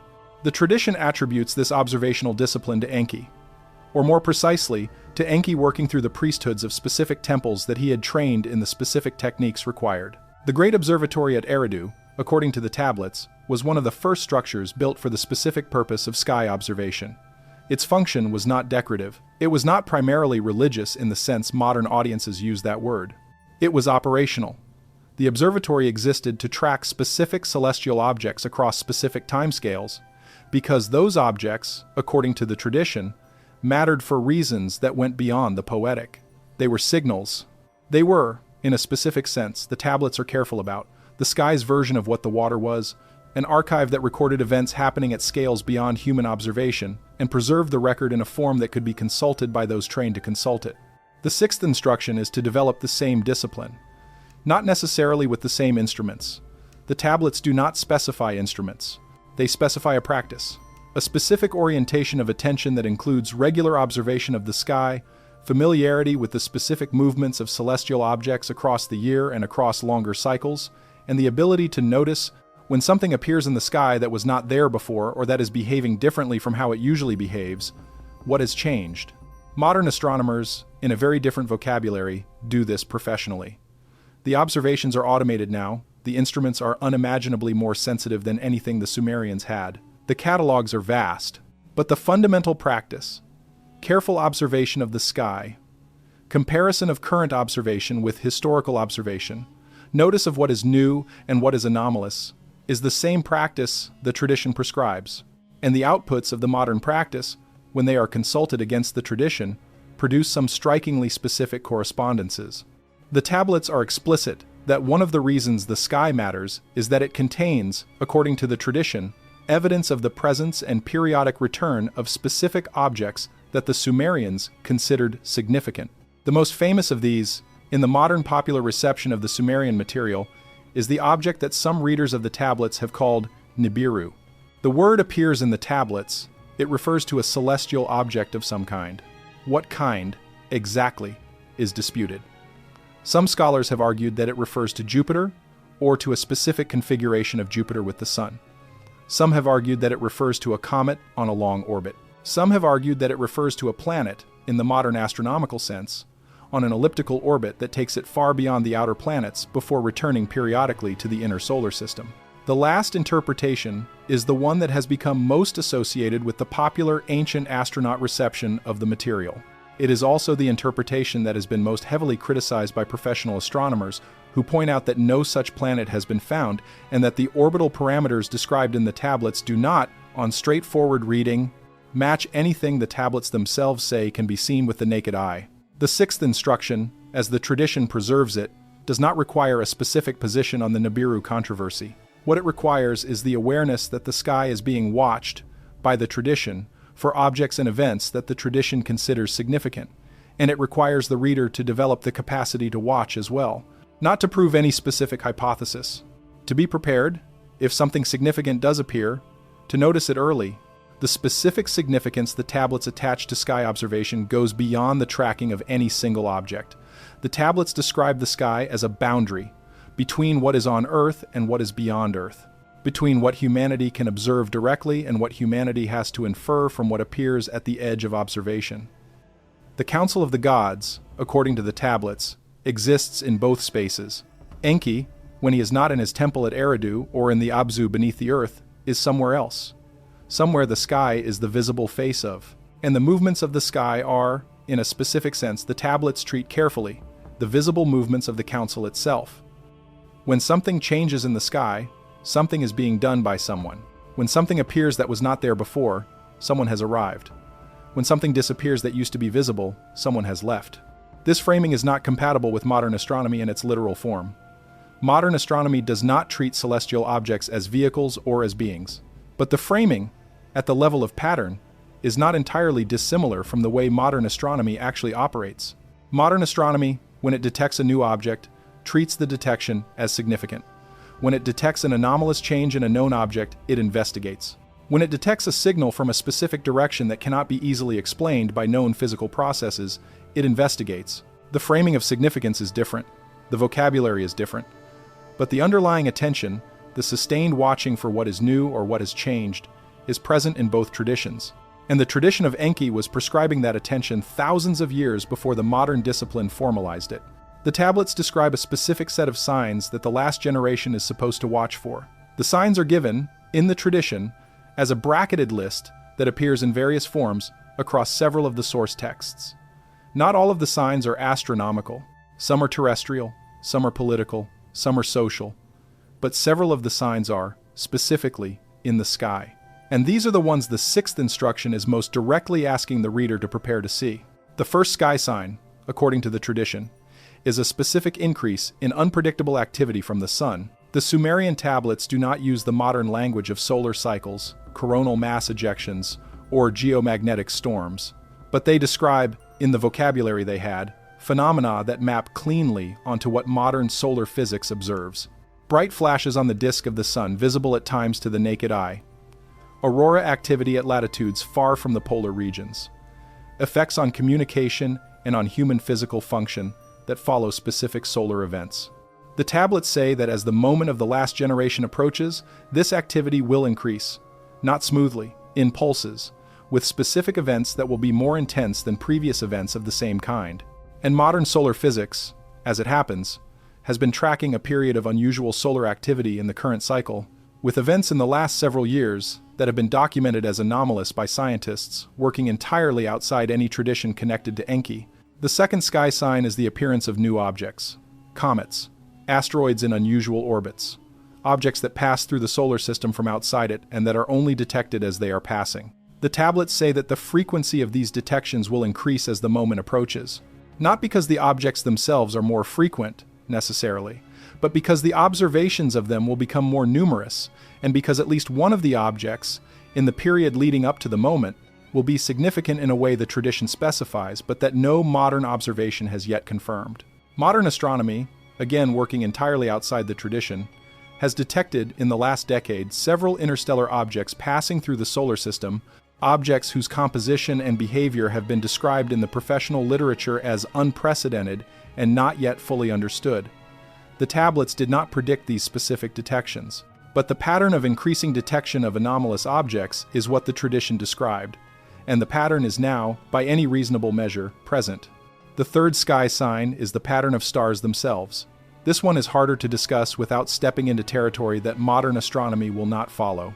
The tradition treats the fixed stars as a pattern that, at the scale of centuries, does not change much, but that, at the scale of millennia, shifts through the mechanism the modern discipline calls precession, the slow wobble of the Earth's axis that changes which stars are visible at which times of year. The Sumerians knew about precession. The tablets, in their astronomical sections, are specific about it. They treat the precessional cycle as the primary long-term clock of the tradition, and they treat specific positions within the cycle as markers of specific historical periods. The tablets say that the last generation will live during a specific transition point in the precessional cycle. The transition is from one of the 12 zodiacal ages to the next. The specific transition, in the tradition, is from the age of Pisces to the age of Aquarius. This is not a claim the tablets make out of nowhere. It is a claim that follows from the specific calculation of the precessional position given in the tablets, combined with the assumption that the tradition was carved with foreknowledge of when the transition would occur. Whether that foreknowledge is real or is retrospective interpretation is a question the video is not going to try to settle. But the tradition is consistent across the sources that treat this material, that the transition to the age of Aquarius is the astronomical marker of the moment when the 11th instruction becomes operative. The current astronomical moment, by any calculation of precession that treats the boundary between ages as approximate rather than exact, is either at the transition or very close to it. Depending on how the boundaries are calculated, the transition may have happened decades ago, may be happening now, or may still be a century or so away. What is not in dispute among astronomers who deal with precession as a technical matter is that we are currently at or near the transition. The tradition, without any modern astronomical instruments, said that the transition would coincide with the arrival of the last generation. The transition is here, or is close enough to here that the tradition is asking the reader to consider that it may be here. The sixth instruction, in short, is to watch the sky, to develop the discipline of sustained observation, to notice what changes, to be prepared when the signs the tradition specified begin to appear more clearly than they have already appeared, to recognize them as what they are rather than dismissing them as unrelated coincidences. Because if the tradition is correct, and if the astronomy is correct, and if the correspondence between the two is what it appears to be, then the sky is telling the last generation, in the specific vocabulary the tradition prescribed, that the moment is either here or is very close. There is a passage from the astronomical sections of the tablets that is relevant here, and it is worth reading in something close to its original form because the specific language matters. The passage, in most reconstructions, reads something like this: "The heavens do not lie. What is written there was written before you were born. What is coming there was placed there by the ones who placed you here. You cannot change what is coming. You can only see it in time." And seeing it in time is the whole of what is being asked of you at this stage of the instruction. The tradition is direct that most of the last generation will not watch the sky.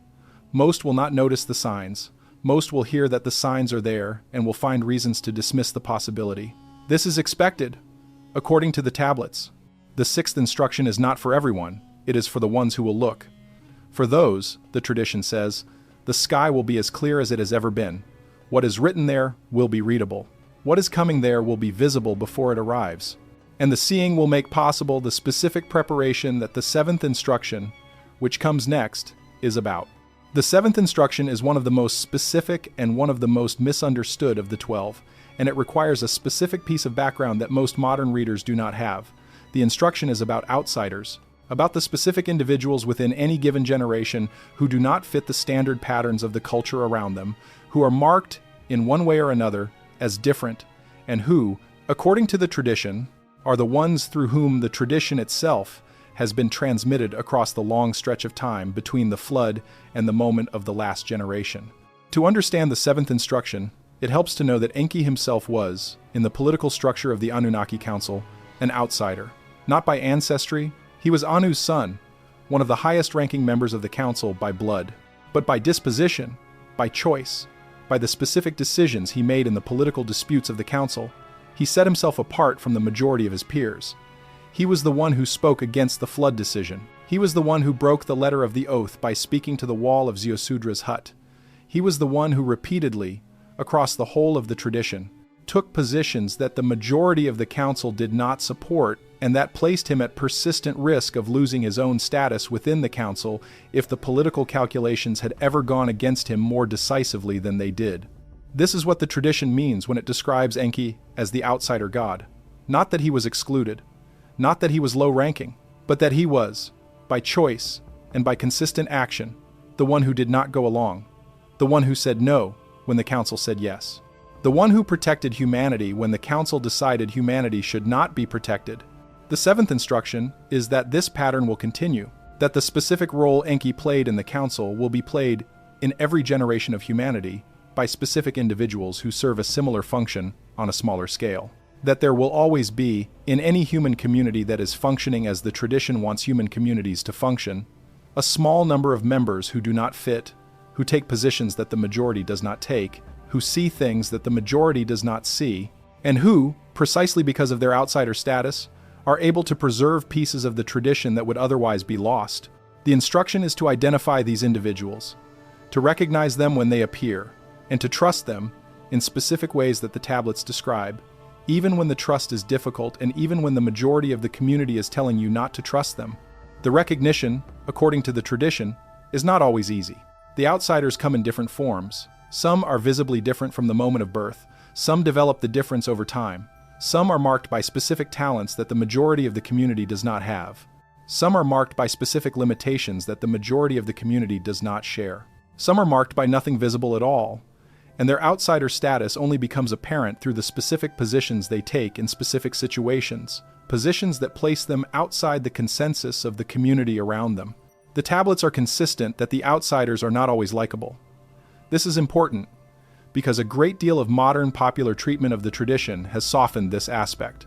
The tablets do not say that the outsiders are wise sages who dispense pleasant advice. They do not say that the outsiders are gentle spiritual teachers who make everyone feel understood. They say that the outsiders are often difficult, often uncomfortable, often unwelcome, often the exact person that the community wishes would leave and go somewhere else. And they say that this discomfort is part of what marks them. If the outsider was pleasant to have around, the community would have absorbed the outsider long ago, and the specific function the outsider serves would not be operative. The function, according to the tradition, is to hold the tradition in a form that the community itself cannot hold it in. The community, taken as a whole, is subject to the pressures the fifth instruction described. The pressures against biological reproduction, against linguistic preservation, against cultural transmission, against the memorial. The community cannot fully resist all these pressures simultaneously. It has to compromise. It has to adapt.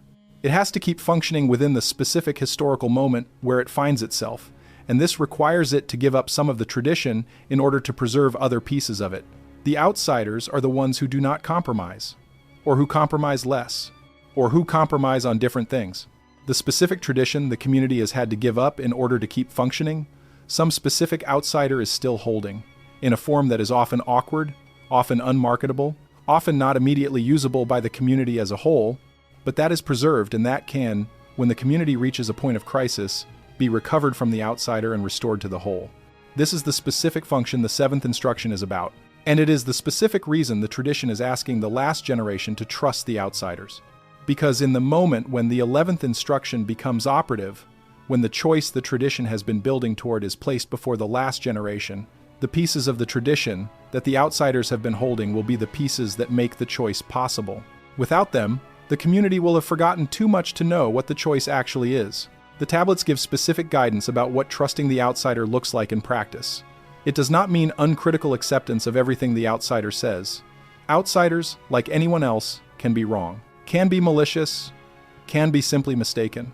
The tradition is careful about this. What it means, specifically, is that the outsider gets a hearing, that the specific positions the outsider takes, positions that the community's consensus rejects, are examined on their merits, rather than dismissed on the basis of who is saying them. That the specific practices the outsider maintains, practices that the community has abandoned, are considered as possibilities, rather than treated as evidence of the outsider's failure to fit in. The tradition also gives a specific warning here. It says that the majority of the community, at the specific moment the last generation lives in, will not do this. The majority will treat the outsiders as evidence of the failure of the outsiders to conform. The majority will apply pressure, in escalating forms, to make the outsiders conform. The majority will, in some cases, deploy the specific mechanisms of exclusion, punishment, and public shaming that the fourth instruction warned about as characteristic of the Enlil pattern of authority. And in the process, the majority will drive underground, silence, or eliminate the specific individuals who are holding the specific pieces of the tradition that the majority most needs to have preserved. This is a paradox that the tradition acknowledges. The community needs the outsiders. The community, in its majority mode, cannot tolerate the outsiders. The community's inability to tolerate the outsiders is the mechanism by which the community loses the tradition it needs to have preserved. The seventh instruction is asking a small number of individuals within the community, the ones who have received the tradition and can see what is happening, to resist the majority pattern, to recognize the outsiders, to trust them in the specific way described, to protect them, when it is possible to protect them, from the specific mechanisms the majority is deploying against them, and to make sure that when the moment of the choice comes, the pieces of the tradition the outsiders are holding are recovered and made available to the community that needs them. The tablets are specific about the historical role this instruction has played. They say that every previous reset, every previous moment when the pattern completed itself and a civilization was ended, was preceded by a period in which the community drove out or eliminated its outsiders. Not always violently, sometimes just through neglect, through the simple failure to notice that the outsiders were disappearing, and the specific pieces of the tradition they carried were disappearing with them. The tablets treat this as one of the primary mechanisms of the reset itself. The community, by losing its outsiders, becomes fragile. When the external pressure of the reset arrives, the community lacks the specific resources it would need to survive it, because those resources were being held by the individuals it had driven out. The seventh instruction is, in a sense, a specific request that the last generation break this pattern, that it, at least, notice what the earlier generations did not notice, that it, at least, protect the outsiders it can protect, that it, at least, recover the pieces of the tradition that the outsiders are still holding before the reset arrives, and takes with it the specific individuals who are still carrying what the community needs. There is a component of the seventh instruction that is worth pausing on because it addresses the reader directly rather than the community at large. The tradition asks the reader to consider the possibility that the reader is, themselves, one of the outsiders. That the reader's specific experience of not fitting, of being uncomfortable in the community, of taking positions that the majority does not take, is not evidence of the reader's failure, but is evidence of the reader's specific role in the transmission of the tradition. The tradition does not require the reader to accept this identification. It simply asks the reader to consider it, to hold the possibility open, to notice, in the specific circumstances of the reader's own life, whether the pattern of outsider status, as the tradition describes it, applies. For those readers to whom the pattern does apply, the seventh instruction has a specific message.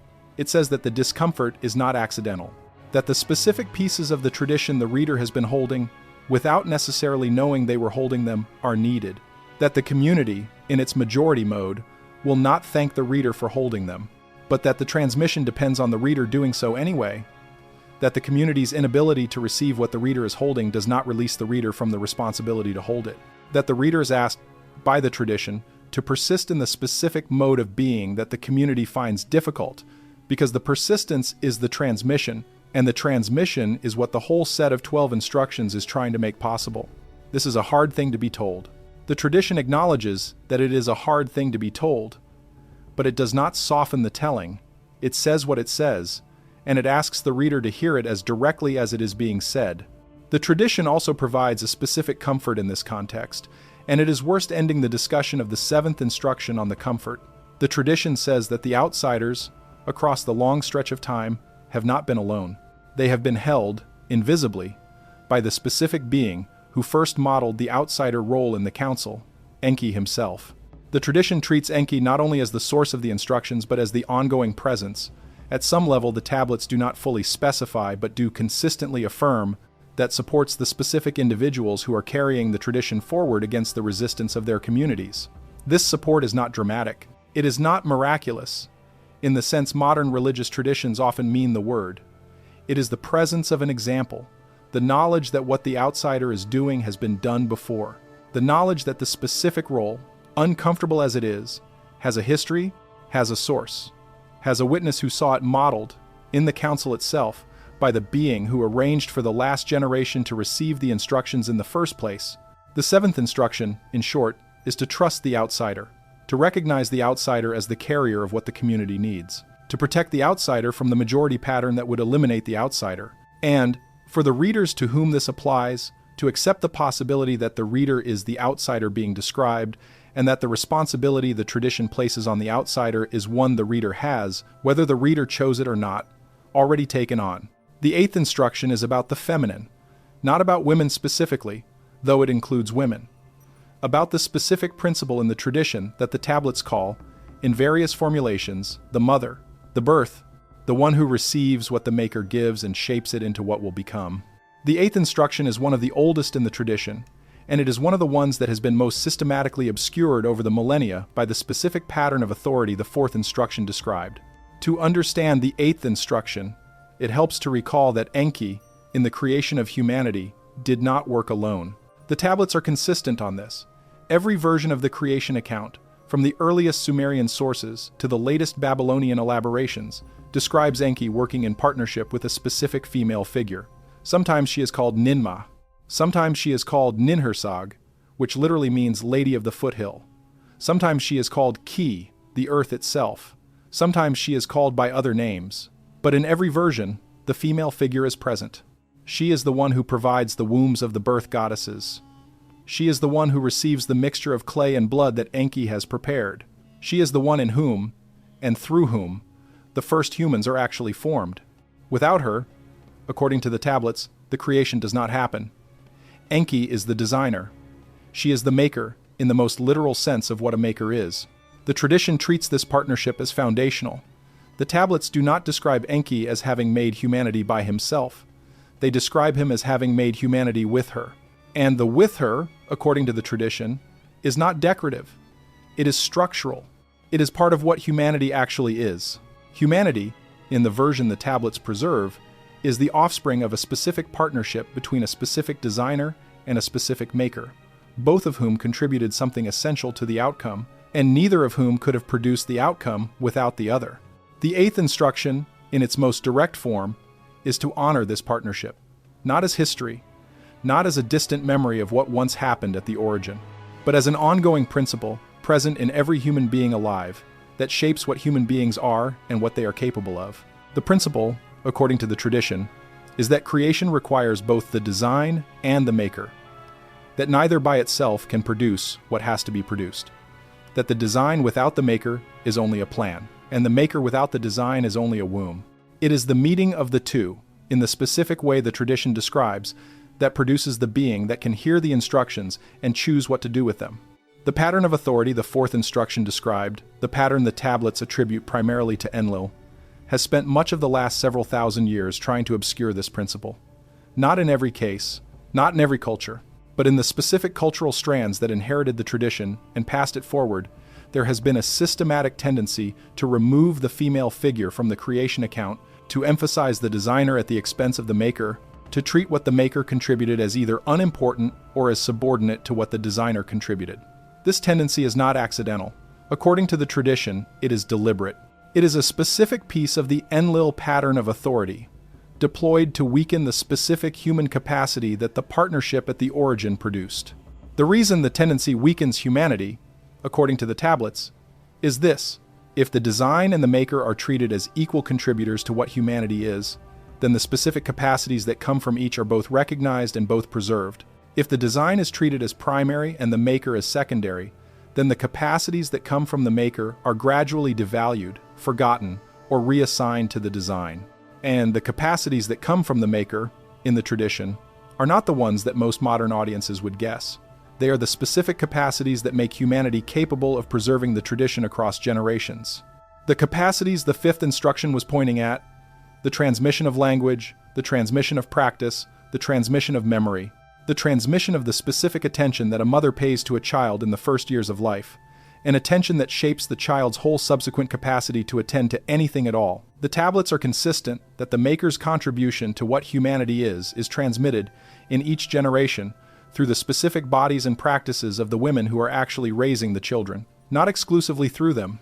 The tradition is careful not to exclude men from participation, but it is direct that women, in the specific role of raising children, are the primary carriers of the maker's contribution, and that when that role is disrupted, when it is devalued, when it is reduced to a task that can be outsourced or automated or squeezed into the margins of other activities, the maker's contribution begins to be lost, and the transmission of what humanity actually is begins to fail.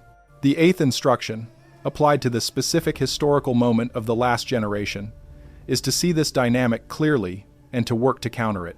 Not by returning to any specific historical arrangement of gender relations. The tradition does not prescribe historical arrangements. It prescribes the underlying principle. The principle is that the maker's contribution has to be honored, preserved, and given the specific conditions it needs to operate. What those conditions look like in any specific historical moment will vary, but the underlying principle does not vary. And the principle, in the current moment, is being pressed against in specific ways that the tradition treats as connected to the larger pattern of the reset. The pressures against the eighth instruction take several forms in the current moment. The economic pressure that makes it difficult for women who want to devote themselves fully to raising children to do so, because the household cannot survive on a single income. The cultural pressure that treats the specific labor of child-rearing as low status, as not real work, as something that no self-respecting adult would choose if they had other options. The technological pressure that offers to replace the specific attention a mother pays to a child with the attention of a screen, a device, an algorithm designed to hold the child's focus without providing what the mother's attention actually provides. The ideological pressure that treats the specific biological reality of pregnancy and lactation, and the physical bond between mother and infant as social constructions that can be reorganized without cost. Each of these pressures, individually, has its own history and its own justifications. But the aggregate effect, according to the tradition, is the specific weakening of the maker's contribution that the eighth instruction is asking the last generation to resist. The resistance, again, is not about returning to any specific historical arrangement.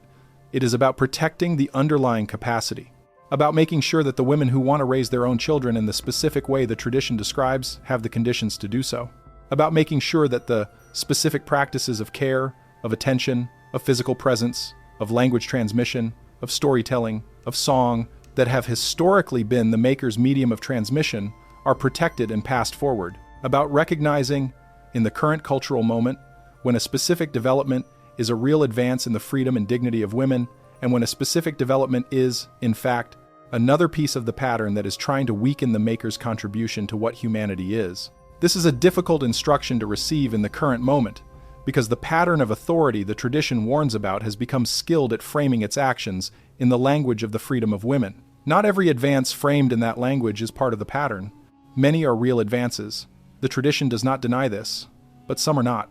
Some are the pattern itself, using the language of freedom to accomplish the specific reduction of the maker's contribution that the tradition has been warning about. And the eighth instruction is asking the last generation to develop the discernment to tell the difference. The tablets give a specific criterion here that is worth attending to. The criterion is the child. Any development that increases the actual well-being of actual children, that makes it easier for actual mothers to actually raise them well, that strengthens the specific bond and the specific transmission that the tradition describes, is real. Any development that decreases the well-being of children, that makes it harder for mothers to raise them, that weakens the bond and the transmission, is not real, regardless of the language in which it is framed. The criterion is not perfect. It requires judgment. But it is a criterion the tradition offers, and it is the one the tradition uses. There is another dimension of the eighth instruction that has to be addressed, because it goes beyond the specific question of child-rearing and touches something the tradition treats as more general. The maker's principle, in the tradition, is not exclusively about biological reproduction. It is about the underlying capacity to receive what has been given and to shape it into what will become. This capacity is present, according to the tradition, in every human being, not only in women, not only in mothers, in everyone. Every act of receiving something, holding it with attention, shaping it into something further, is a manifestation of the maker's principle. And every act of designing something without regard for what will actually receive it, of imposing a plan on a substrate that has not consented to being shaped by that plan, is a manifestation of the designer's principle operating without the partnership the tradition prescribes. The eighth instruction, at this broader level, is to make sure that the designer's principle in you is always in partnership with the maker's principle in you. That whatever you design, you also make. That whatever you plan, you also carry through to the shape it needs to take. That you do not divide yourself into the one who thinks and the one who acts, or the one who commands and the one who obeys, but hold both together in the specific partnership that the tradition treats as the model of what a fully human being does. This is a demanding instruction. It requires the reader to accept that the maker's principle is not less important than the designer's principle, that the specific labor of shaping, of carrying through, of paying attention to what is actually happening on the ground, is not lower status than the specific labor of planning, of visioning, of designing what should happen in principle. The tradition treats these as equally important. The current cultural moment does not always treat them as equally important.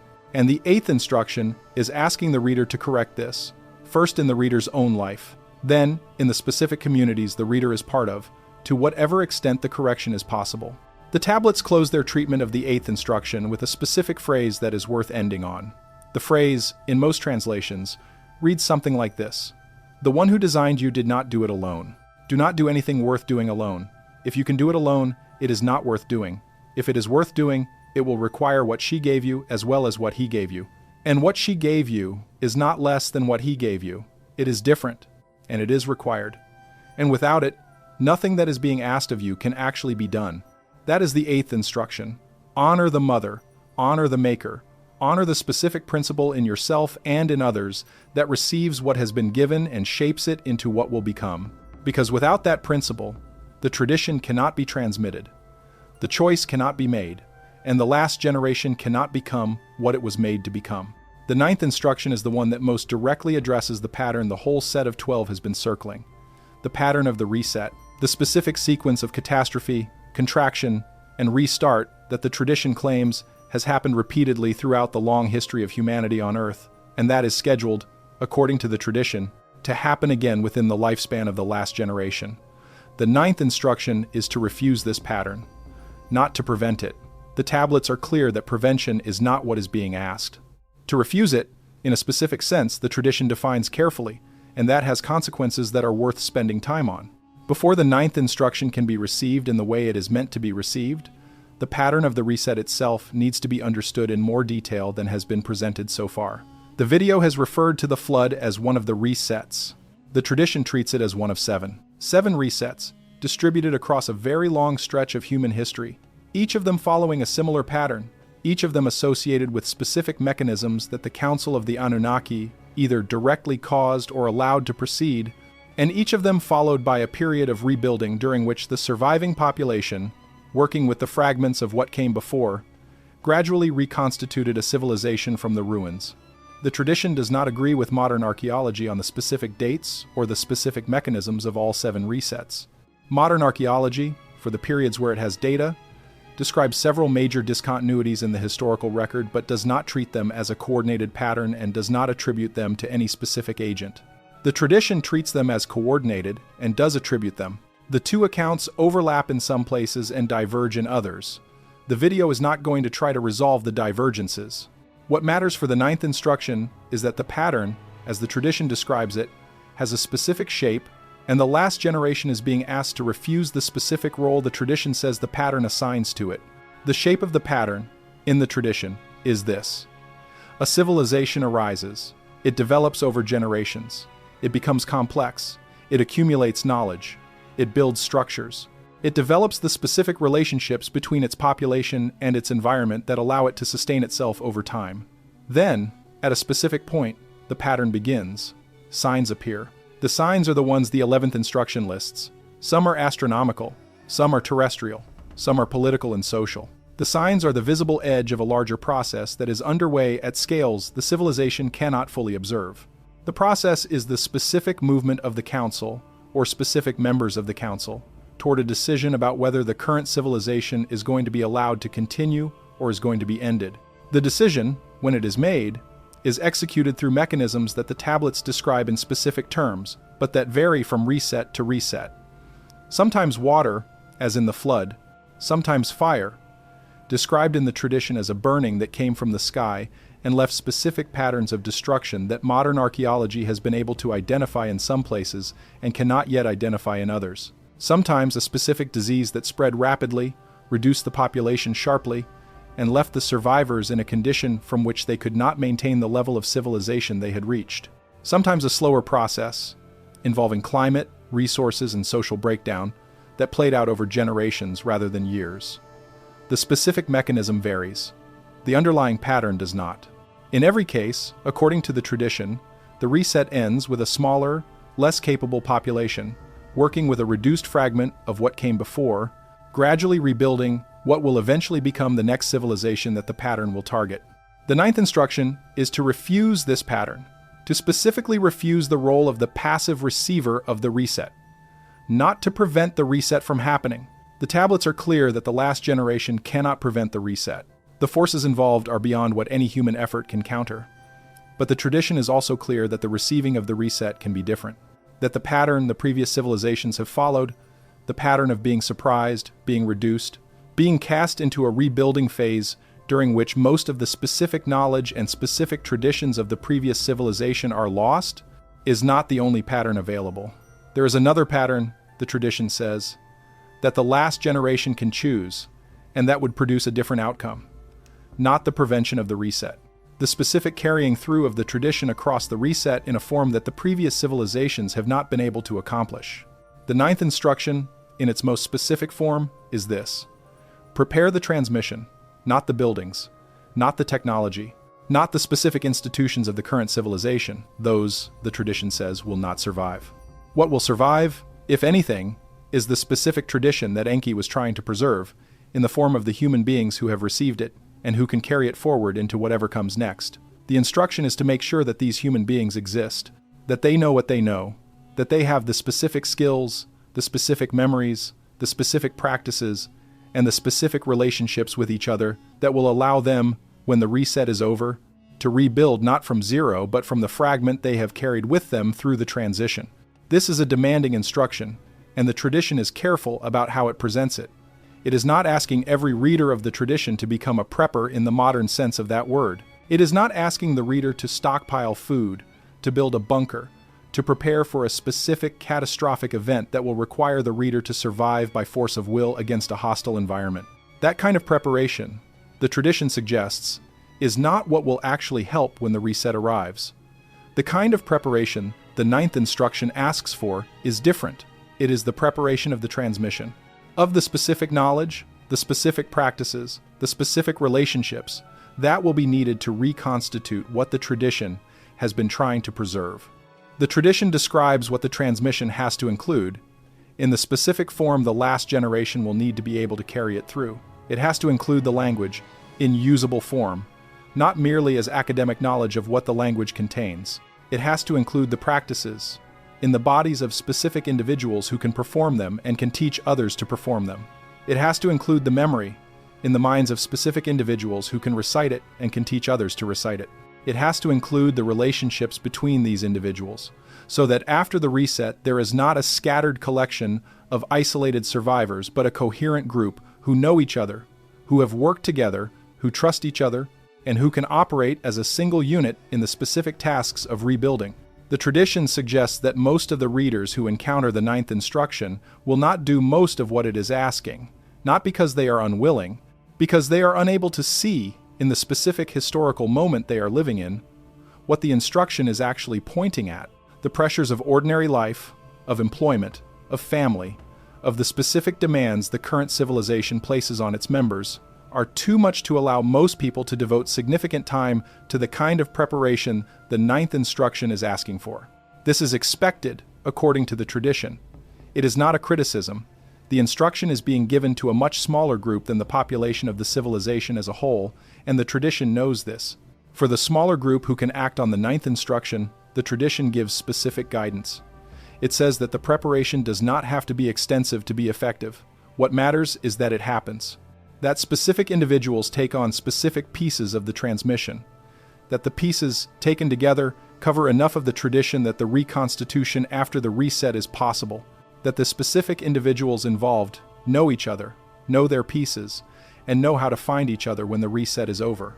This is what the tradition means when it uses the specific word, in various translations, that is often rendered as the seed community. Not a numerically large community, a community that is functionally sufficient, that has enough members, holding enough pieces, in enough of the right relationships, to be able to rebuild. The tradition is direct that the seed community, in the last generation, will not look like anything the modern world would recognize as an intentional community. It will not be a commune. It will not be a compound. It will not be a specific geographic location where all its members live. It will be distributed. Its members will be scattered across many locations, engaged in many different specific activities, connected by relationships that are not always visible to the outside world, but that are, at the level the tradition treats as most important, coordinated. The coordination, the tablets say, is not always deliberate on the part of the members. Some of it is made possible by the specific communication that the tradition itself makes possible once individuals have received it. Some of it is made possible by the specific presence of Enki, in the sense the seventh instruction described. The community is held together by the tradition itself, not by the specific efforts of its members to hold it together. There is a specific practical consequence of the ninth instruction that the tradition emphasizes. It is the consequence for the individual reader. The tradition says that the reader who has received the tradition and is acting on the ninth instruction will experience, in the current period, a specific tension that has to be endured. The tension is between two demands. The demand of ordinary life, which continues to require the reader to hold a job, pay bills, maintain relationships, participate in the specific activities of the civilization the reader is embedded in, and the demand of the tradition, which is asking the reader to prepare for a future that most of the reader's fellow citizens do not believe is coming, in ways that the reader's fellow citizens will not understand, and often will actively oppose. The tension is not resolvable. The tradition does not offer a resolution. It offers instead the acknowledgement that the tension is real, that it is part of what the last generation is asked to hold, and that the holding of it is one of the specific practices the ninth instruction requires. The reader who tries to resolve the tension by fully committing to ordinary life will lose the tradition. The reader who tries to resolve the tension by fully committing to the tradition and abandoning ordinary life will become unable to carry the tradition through, because ordinary life is what supports the specific body, the specific resources, the specific relationships that the reader needs to be able to persist. The tradition asks the reader to hold both, at once, in the specific state that the tradition treats as normal for the last generation. The tradition offers a specific consolation here that is worth ending on. It says that the tension, difficult as it is not permanent. It is the specific weight the last generation carries because of when it is alive. The generations that come after the reset, the tradition suggests, will not carry this weight. They will inherit what the last generation preserved, and they will use it, and they will build a civilization on it. But they will not have to hold, in their own bodies, the specific tension that the last generation holds. The last generation is the one that carries the weight. It carries it because the weight has to be carried, and there is no one else to carry it, and the ones who come after depend on it being carried. There is a phrase in one of the closing hymns of the priestly literature that treats the ninth instruction directly, and the phrase is the one that most often gets used in modern esoteric contexts as the summary of the whole tradition.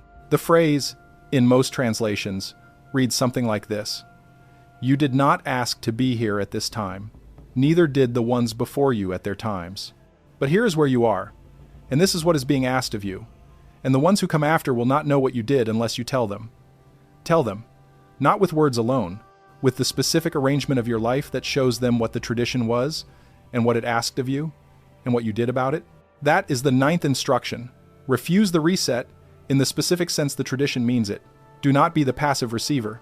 Be the one who carries the transmission across, and accept that the carrying is what the last generation was made to do." The 10th instruction is about the specific form the transmission has to take if it is going to survive what is coming. It is the instruction most directly modeled on the story of Ziusudra and the Ark. But it is not, in its full form, about a boat.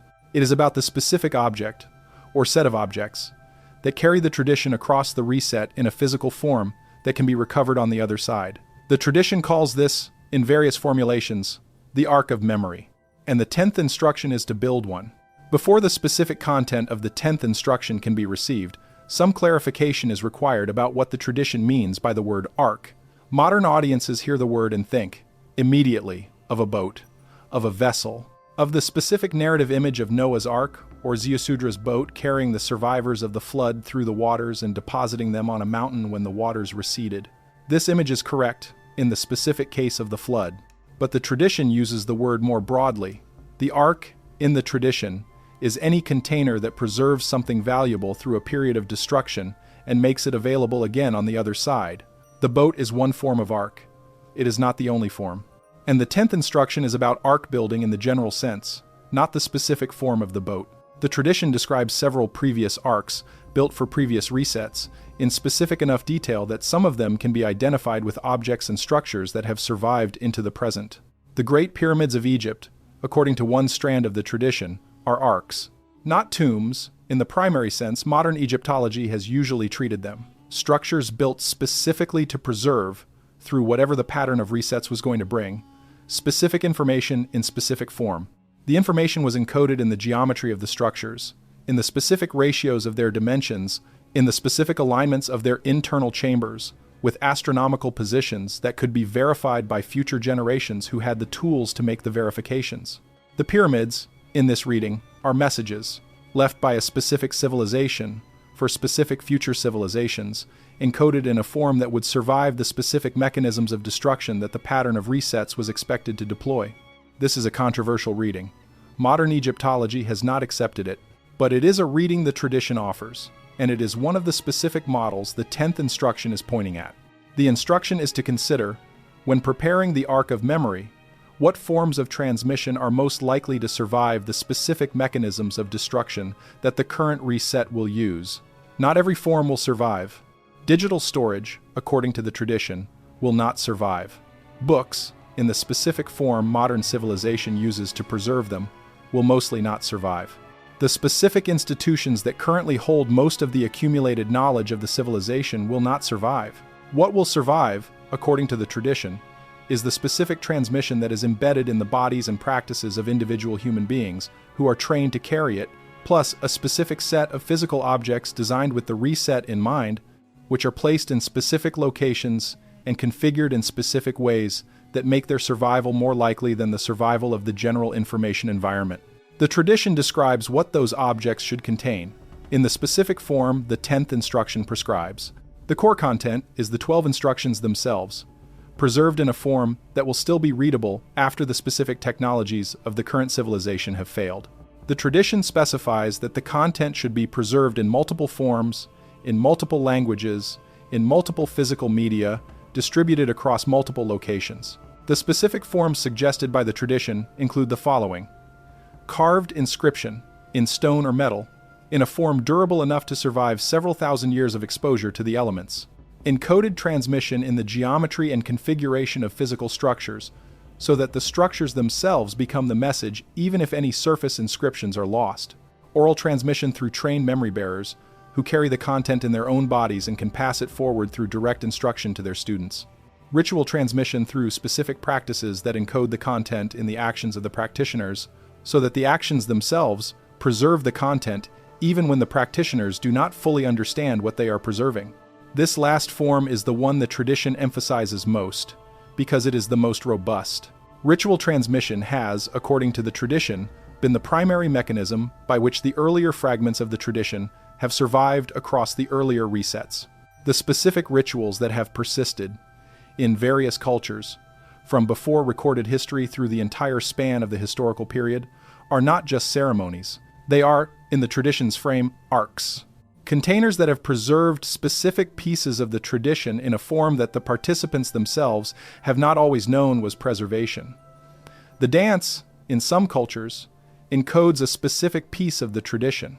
The song, in some cultures, encodes a specific piece. The specific arrangement of a meal, at specific times of the year, encodes a specific piece. Taken together, the specific, persistent rituals of the specific cultures that have inherited fragments of the tradition are, according to the tradition itself, the accumulated arcs of previous resets, still functioning, still preserving what they were designed to preserve, still available to be read by anyone who has the tradition to read them with. The 10th instruction, applied to the current moment, is to participate in this, to build, in whatever form is available to the reader in the reader's specific circumstances, an arc that will carry the tradition through the current reset. The arc does not have to be large. The tradition is explicit that even a small arc, well built, is more valuable than a large one that fails. The arc can be as simple as a specific object, made with attention, encoded with meaning, placed in a specific location where it is likely to be found by the ones who come after. It can be as complex as a coordinated set of objects, distributed across many locations, each of which carries a piece of the tradition, and each of which is designed to point toward the others so that a searcher who finds one can, if they know what they are looking for, find the rest. The tradition gives specific guidance about the design of arcs that is worth spending some time on. The primary principle is redundancy. Any ark that carries only one copy of what it preserves is a fragile ark. Any ark that carries multiple copies, in multiple forms, in multiple locations, is a more robust ark. The tradition treats the specific configuration of pyramids, ziggurats, and other monumental structures across the ancient world as a distributed ark of this kind. No single structure carries the whole tradition. Each structure carries a specific piece. The pieces, taken together, add up to the whole, and the specific relationships between the structures, encoded in their alignments and their proportions and their placements, are themselves part of the message. The tradition also emphasizes the principle of encoding. The specific content of the ark should not be readable on the surface. It should require, of the finder, a specific effort of interpretation that only those who already have some piece of the tradition can supply. This is not because the tradition is trying to be exclusive. It is because the surface content, if it is readable to anyone, is fragile in a specific way. It will be read by the wrong people at the wrong times and used for purposes that will end in the destruction of the ark itself. The tradition has watched this happen before, according to the tablets. Arks that were built with content readable on the surface were, in previous resets, either destroyed by hostile powers who understood what they contained, or absorbed by successor institutions that used their content for the specific purposes the tradition had been trying to protect against. The encoded arks, the ones that required a specific piece of prior knowledge to interpret, survived. Because they could not be read without the key, they could not be weaponized without the key, and the key was carried, separately, by the transmission that the 9th instruction was about. The specific relationship between the 10th instruction and the 9th is worth pausing on. The 9th is about the transmission through people, the specific individuals who carry the tradition in their own bodies and practices. The 10th is about the transmission through objects, the specific things that carry the tradition in physical form. Both are required, according to the tradition. Neither alone is sufficient. The people, without the objects, can be lost through the specific mechanisms of the reset that target specific individuals and eliminate them. The objects, without the people, can be lost because the encoded content becomes unreadable when the specific interpretive tradition dies. The tradition is preserved by the combination of the two. The people who know how to read the objects that carry what the people cannot carry in themselves, working together across generations to preserve the whole. The 10th instruction, in its practical form for the current moment, has specific applications that the reader can take up. The reader can, in their own circumstances, contribute to the building of the ark by taking on the specific task of preserving one piece of the tradition in one durable form. The piece does not have to be large. The form does not have to be dramatic. What matters is that the piece is preserved, and that the form is durable, and that the reader has done what the reader could do to make sure that when the reset is over, that specific piece is still available to be recovered. The tradition gives an example of what this might look like at the smallest scale. It says that a specific reader, in specific circumstances, might take on the task of preserving one specific text, not the whole tradition. One text. The reader might commit that text to memory. The reader might teach the text to a student.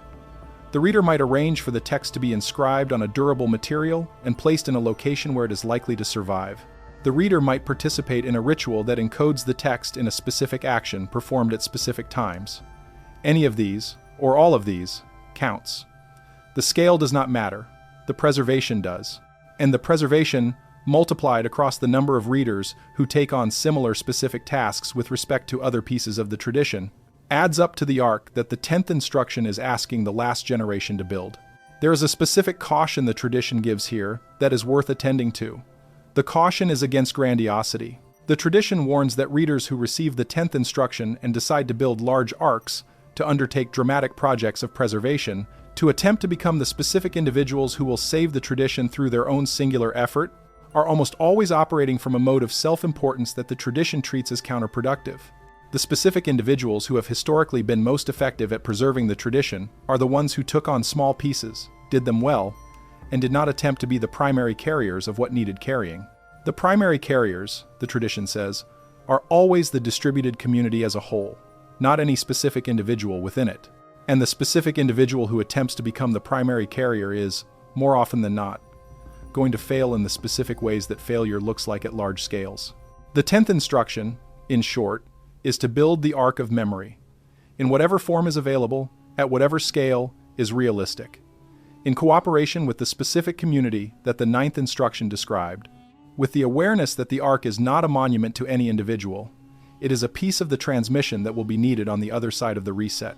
And the specific reader, in taking on a specific piece of the building, is contributing to a project that has been underway, according to the tradition, for longer than any specific civilization has existed, and that will continue after the current civilization has ended. The tablets close their treatment of the 10th instruction with a phrase that captures the specific weight the tradition places on this instruction. The phrase, in most translations, reads something like this: "The one who built the first boat did not think of himself as building a boat, he thought of himself as following instructions. Do what he did. Follow the instructions. What you build will be what was asked for, and what was asked for will be what is needed, and what is needed will still be here after the water goes down." That is the 10th instruction. Build the Ark of Memory, not for your own name, for the ones who come after, so that when they arrive on the other side of what is coming, they will find what you left, and they will know what to do with it, and the tradition will continue. The 11th instruction is the one the whole set has been building toward. It is the checklist, the specific list of signs that the tradition says will appear before the decision comes. The signs are not vague. They are not poetic. They are described in the tablets and in the parallel sources that preserve pieces of the tradition in specific enough terms that they can be checked against the current historical moment and either confirmed or not confirmed. And the tradition, as it stands, gives a specific count. 4 of the signs, at the moment the last generation is asked to consult the checklist, will already be active. The remaining signs will follow in a specific sequence that the tradition also describes. The count of 4 is not arbitrary.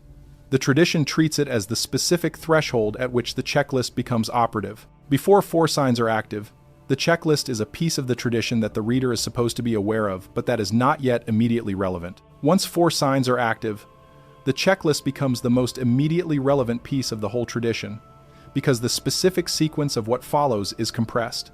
The remaining signs, once 4 are active, arrive in relatively rapid succession, and the decision, when it comes soon after the last of the signs has appeared. The video is now going to describe what the tradition preserves as the specific checklist. The tradition is variable in some details across the sources. Different tablets give slightly different formulations. Different later sources emphasize different signs. But there is a specific set of signs that appears, in some form, in almost every version of the tradition, and it is this set that the video is going to relay. The reader is asked to evaluate, for themselves, whether the signs match the current historical moment. The video is not going to insist on any particular reading. It is going to present the signs as the tradition presents them, and let the reader decide. The first sign, in most versions of the tradition, is the sign that appears in the sky. This has been discussed in the 6th instruction, but the 11th instruction gives it a more specific form. The sign, according to the tablets, is the specific increase in unpredictable solar activity that produces effects visible to populations that would not normally see them. Aurora activity in latitudes far from the poles. Communication disruptions from specific solar events. Effects on technology that most previous generations did not have the technology to notice, but that the last generation, precisely because it has that technology, will notice acutely when the events occur. The tradition treats this sign as active when the frequency and intensity of these events crosses a specific threshold that the tablets describe imprecisely, but that later commentators have tried to specify. In the current moment, the specific solar cycle that began in the late 2010s has produced events at a frequency and intensity that several observers have described as anomalous. Whether this crosses the threshold the tradition specified is a judgment call. Different readers will make the judgment differently. But the sign is either active or is very close to active, depending on how the threshold is set. The second sign, in most versions, is the sign of the shifting waters. This has been discussed in the 2nd instruction. The specific formulation in the 11th instruction is more precise. The sign is the appearance of measurable changes in the temperature, chemistry, and circulation patterns of the major water systems of the planet, occurring in a period shorter than the systems can adjust to. Not a gradual change spread over centuries, which the system could absorb. A relatively rapid change, occurring in decades, that pushes the system into a state it has not been in for a long time. The tradition treats this sign as active when the changes reach a threshold at which they become visible in the specific consequences the tablets describe. Coastal shifts, changes in the location of specific fisheries, changes in the timing of specific weather patterns that were, for centuries, stable enough to be used as agricultural markers. In the current moment, all of these consequences are observable and are documented in scientific literature that was produced without any awareness of the tradition. The sign, by any reasonable reading, is active. The third sign, in most versions, is the sign of the plague.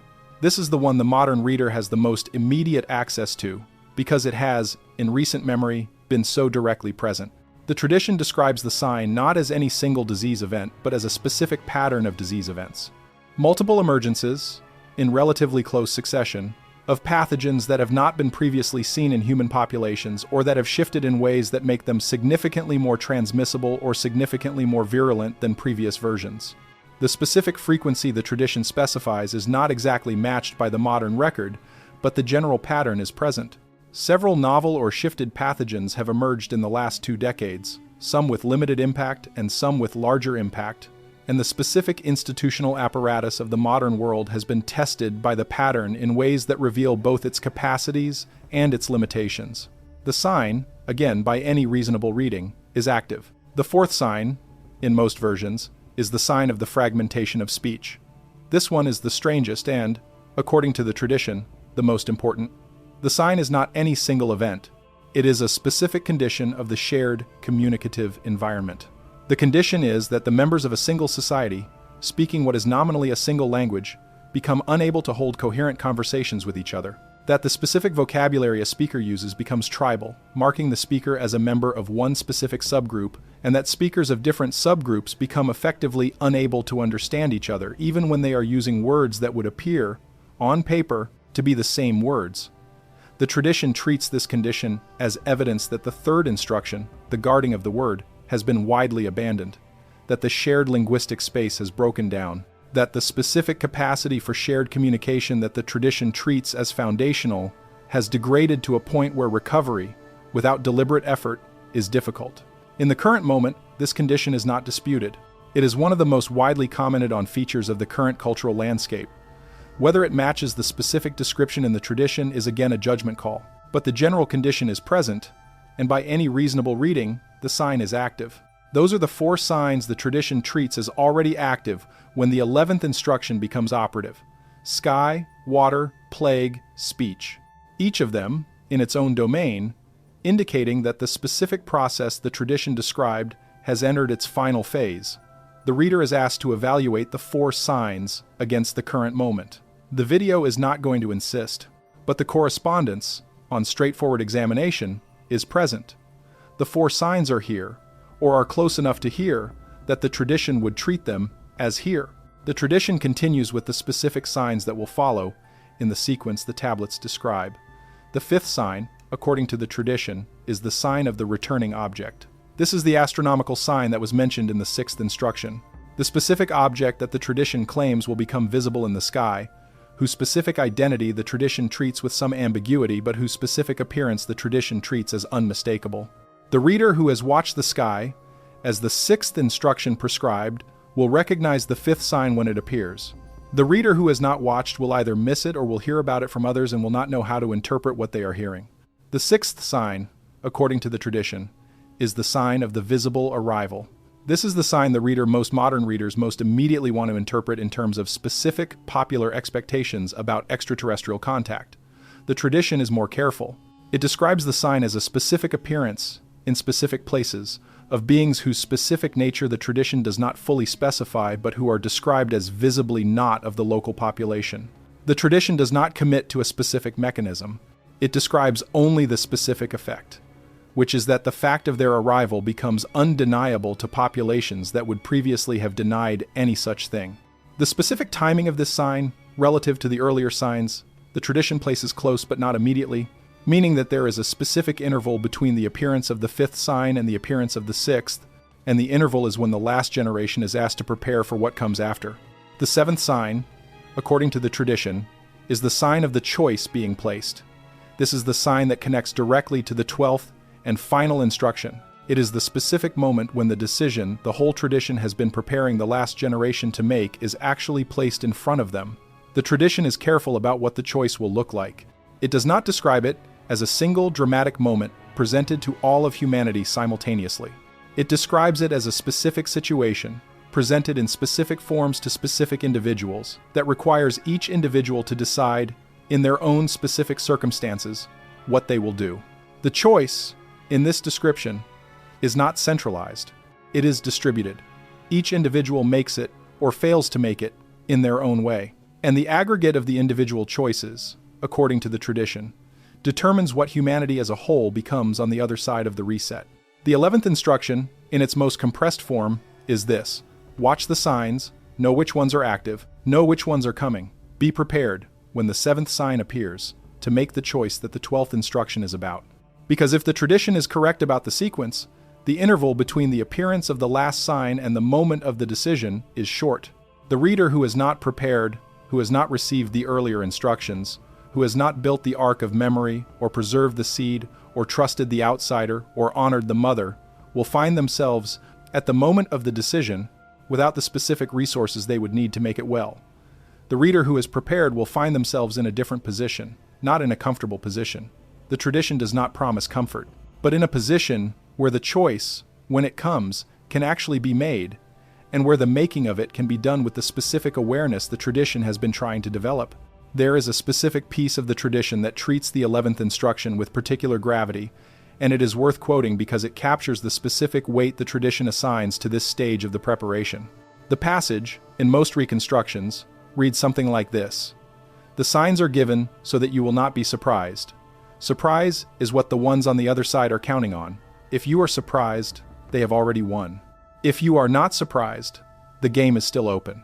Do not be surprised." That is all the 11th instruction is really asking of you. Watch, see what is already here, see what is coming. And when it comes, do not be surprised by it. Then, and only then, can the last instruction do what it was written to do. There is an additional element the tradition preserves about the checklist that the video needs to mention, because it is one of the most specific claims in the whole set of 12. The tradition says that the 4 signs that are active at the moment the 11th instruction becomes operative are the same 4 signs in the same order that were active before every previous reset. That the pattern has repeated itself in exactly the same sequence, 7 times before, and that the 8th time is the one the last generation is living through. Sky, water, plague, speech.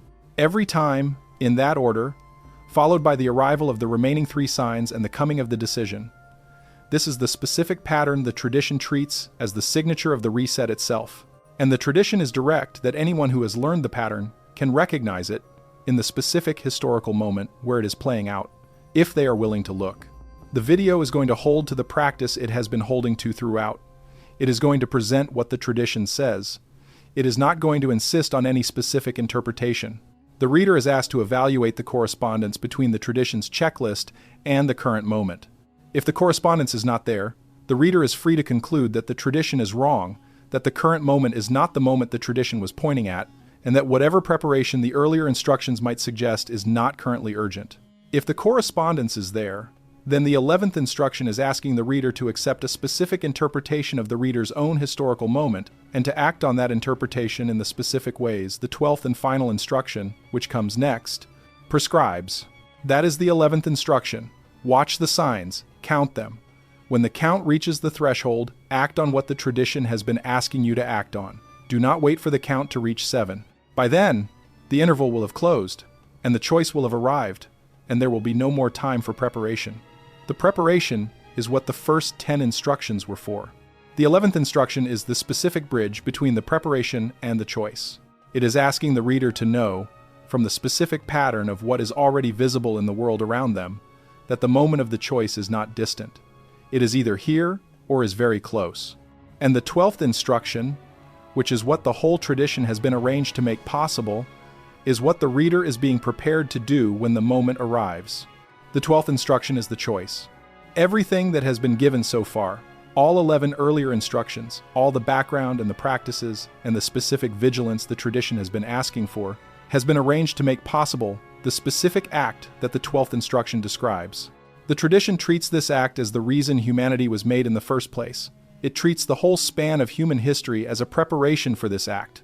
And it treats the moment when the act becomes possible in the specific circumstances of the last generation As the culminating moment of the entire arrangement, Enki set in motion when he stood against the majority of the council and argued for the addition that would make humanity capable of doing what the 12th instruction is now asking humanity to do. The choice, in its most compressed form, is between two possibilities. The tradition does not present them as a menu. It presents them as the specific fork that the pattern of the reset places before every human being who has been prepared by the earlier instructions to see the fork when it appears. Most human beings, in the specific historical moment of the last generation, will not see the fork. They will not have been prepared. The choice, for them, will be made by default. Whichever of the two possibilities the pattern of their earlier life has been pushing them toward will be what happens to them when the reset arrives. This is not, in the tradition's frame, a criticism of those individuals. It is simply the description of what will happen to them. The tradition does not treat the outcome for the unprepared as bad, exactly. It treats it as automatic. As the specific consequence of not having been prepared, the choice is presented to the prepared as a real choice. Both possibilities are actually available. Neither is coerced, neither is pre-selected. The choice is what makes the whole tradition necessary, because without a real choice, none of the earlier instructions would matter. If the outcome were predetermined, no preparation would be required, and Enki would not have gone to the trouble of arranging the transmission. The transmission is here because the choice is real. The choice is real because the transmission is here. The two propositions, in the tradition, imply each other, and neither can be understood without the other. The two possibilities the choice is between are, in the tradition's specific vocabulary, the following. The first possibility is what the tradition calls the return, not a return to any specific historical condition. A return to the specific state that humanity was in before the addition Enki argued for was made. The state of the primitive worker. The state of biological functioning without the specific extra that made humans capable of the specific things that the whole tradition has been about. Not death, not extinction. Continued biological existence in a form that no longer contains the addition Enki gave. This possibility, in the tradition, is the one Enlil argued for at the beginning and has been arguing for at every moment of decision since. It is the possibility of taking back what was given, of returning humanity to what it was before the making, of ending the specific arrangement that has been in effect since the first humans were shaped in the wombs of the birth goddesses in the specific configuration the tablets describe. The second possibility is what the tradition calls the completion. This is more difficult to describe because the tradition itself is more ambiguous about what it entails. The completion is the specific fulfillment of what the addition Enki made was originally for. Humanity was not made, in the tradition's account, only to mine gold. That was the immediate purpose. The larger purpose, which Enki argued for against the majority of the council, was for humanity to become something more. To develop, over the span of many generations and many resets, the specific capacities that would make humanity, at the end of the process, into a kind of being that could take its own place in the council. Not as workers, as members, as beings whose specific contribution the council would recognize and depend on. The completion, in the tradition, is the moment when this becomes possible. When humanity, prepared by all the earlier instructions and all the earlier resets, is ready to make the specific transition that Enki was arranging from the beginning. The choice, in the specific form the 12th instruction presents it, is between these two possibilities. The return, which is Enlil's option and which involves the specific reduction of humanity to what it was before the addition, and the completion, which is Enki's option and which involves the specific fulfillment of what the addition was for. The choice is not made by humanity as a whole. This is one of the most specific claims the tradition makes, and it is one of the most difficult to receive. The choice is made by individuals. Each individual who has been prepared by the earlier instructions makes their own choice, in their own specific circumstances, at the specific moment when the fork appears in front of them. The aggregate of the individual choices, the tradition says, is what determines what humanity as a whole becomes. But the aggregate is not decided in advance. It is decided by the specific individuals who face the choice and by what they choose. The tradition does not know, in advance, what the aggregate will be. Enki did not know when he set the whole arrangement in motion. He was, in the tradition's account, taking a specific risk.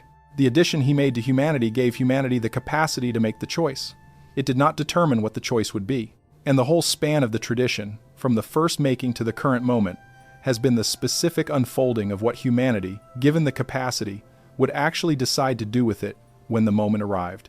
The 12th instruction is asking the reader to be one of the individuals who chooses the completion. The tradition is direct that this is what it is asking. It is not neutral between the two possibilities. It has a preference. Enki's preference. The specific preference that led him to make the addition in the first place, to defy the council over the flood, to arrange the transmission of the tradition across the intervening resets, and to reach the current moment in the specific configuration that the 12th instruction describes. The tradition wants the reader to choose the completion. It is asking directly, without pretending to be doing anything else, and the reader is free to make of the request whatever the reader chooses to make of it. The mechanism by which the choice is made is specific and worth describing carefully. The choice is not, primarily, a matter of belief. The tradition is not asking the reader to believe any specific proposition. It is not, primarily, a matter of ritual. The tradition is not asking the reader to perform any specific ceremony. It is not, primarily, a matter of allegiance. The tradition is not asking the reader to join any specific organization or to declare any specific loyalty. The choice, according to the tradition, is more direct than any of these. It is the specific act of orientation that a fully prepared human being performs when the moment arrives, toward the possibility that the tradition has been trying to make available. The orientation is what makes the completion possible. Without it, the completion cannot happen, no matter how prepared the individual is in every other respect. With it, the completion is available, no matter how imperfectly the individual has understood or performed the earlier instructions. The orientation, the tradition says, is characterized by specific interior features. It involves the specific recognition that the individual is not alone, that the individual is connected to the whole arrangement that the tradition has been describing, and that the specific role the individual has in the current moment is real and requested and matters. It involves the specific willingness to accept the responsibility that this recognition implies, not the responsibility for the outcome of humanity as a whole. The tradition is careful to say that this responsibility is not being placed on any individual, but the responsibility for the individual's own choice, for the specific act of orientation the individual performs, for the specific consequences that the orientation, made or not made, will have in the specific circumstances of the individual's own life and in the aggregate of the many similar choices that other individuals will make in their own lives. The orientation, the tradition says, cannot be faked. It cannot be produced by external pressure. It cannot be manufactured by wanting to have it. It has to be, in the specific sense the tradition uses this word, genuine. And the genuineness comes from the specific preparation that the earlier instructions were designed to produce. The reader who has received the earlier instructions, who has done the specific practices they prescribe, who has developed the specific capacities they call for, will find, when the moment arrives, that the orientation is available, will find that it can be performed. The reader who has not done the preparation will find, when the moment arrives, that the orientation is not there, that the specific interior recognition that the tradition describes is absent, that the choice, when it is presented, cannot be made in the direction the tradition would prefer. This is why the tradition places such weight on the earlier instructions, not because they are, in themselves, the whole of what is required, but because they are the specific preparation that makes the final act possible. Without them, the final act cannot be performed. With them, the final act becomes an option that the individual can actually take. The whole of the 12 instructions, in this sense, is a single arrangement, aimed at the specific moment when the choice can be made, and designed to make the choice available to as many individuals as possible in the specific historical circumstances of the last generation. There is a specific question that the tradition anticipates the reader will ask, and it is worth addressing before we close. The question is, what happens, specifically, when the choice is made? What is the completion, in concrete terms, that the reader is being asked to orient toward? The tradition is more ambiguous about this than about anything else in the whole set of 12, and the ambiguity is not accidental. The tradition says that the specific nature of the completion cannot be described in terms that make sense before the completion has been made. That the vocabulary the reader currently has, the vocabulary of the current civilization, is not adequate to describe what the completion actually is. That any description the tradition tried to give would be either inaccurate or would be misinterpreted in ways that would make the description worse than useless.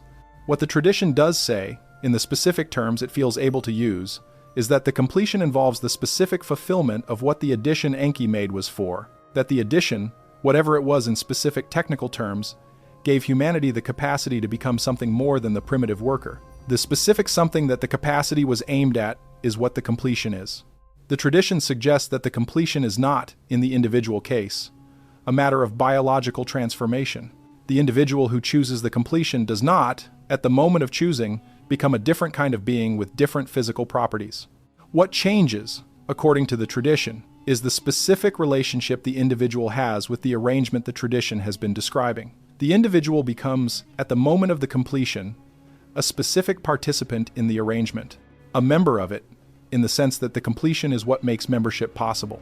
And what that membership actually consists of, in specific terms, is what the tradition cannot describe in advance, but says the individual will know, directly, from the moment the choice is made. This is a hard thing to be told. The tradition acknowledges that it is a hard thing. It does not soften the telling. It says what it says, and lets the reader decide whether the saying is adequate to the specific decision the reader has to make. The reader is not asked to trust the tradition blindly. The reader is asked to consider, on the basis of everything the earlier instructions have described, whether the arrangement the tradition presents is plausible. And if the arrangement is plausible, whether the specific choice the 12th instruction is asking the reader to make is one the reader wants to make. The tradition does not force the choice. It offers it. It has been offering it, in various forms, for the whole span of time between the first making and the current moment. The offer is on the table. The reader is free to accept it or to decline it.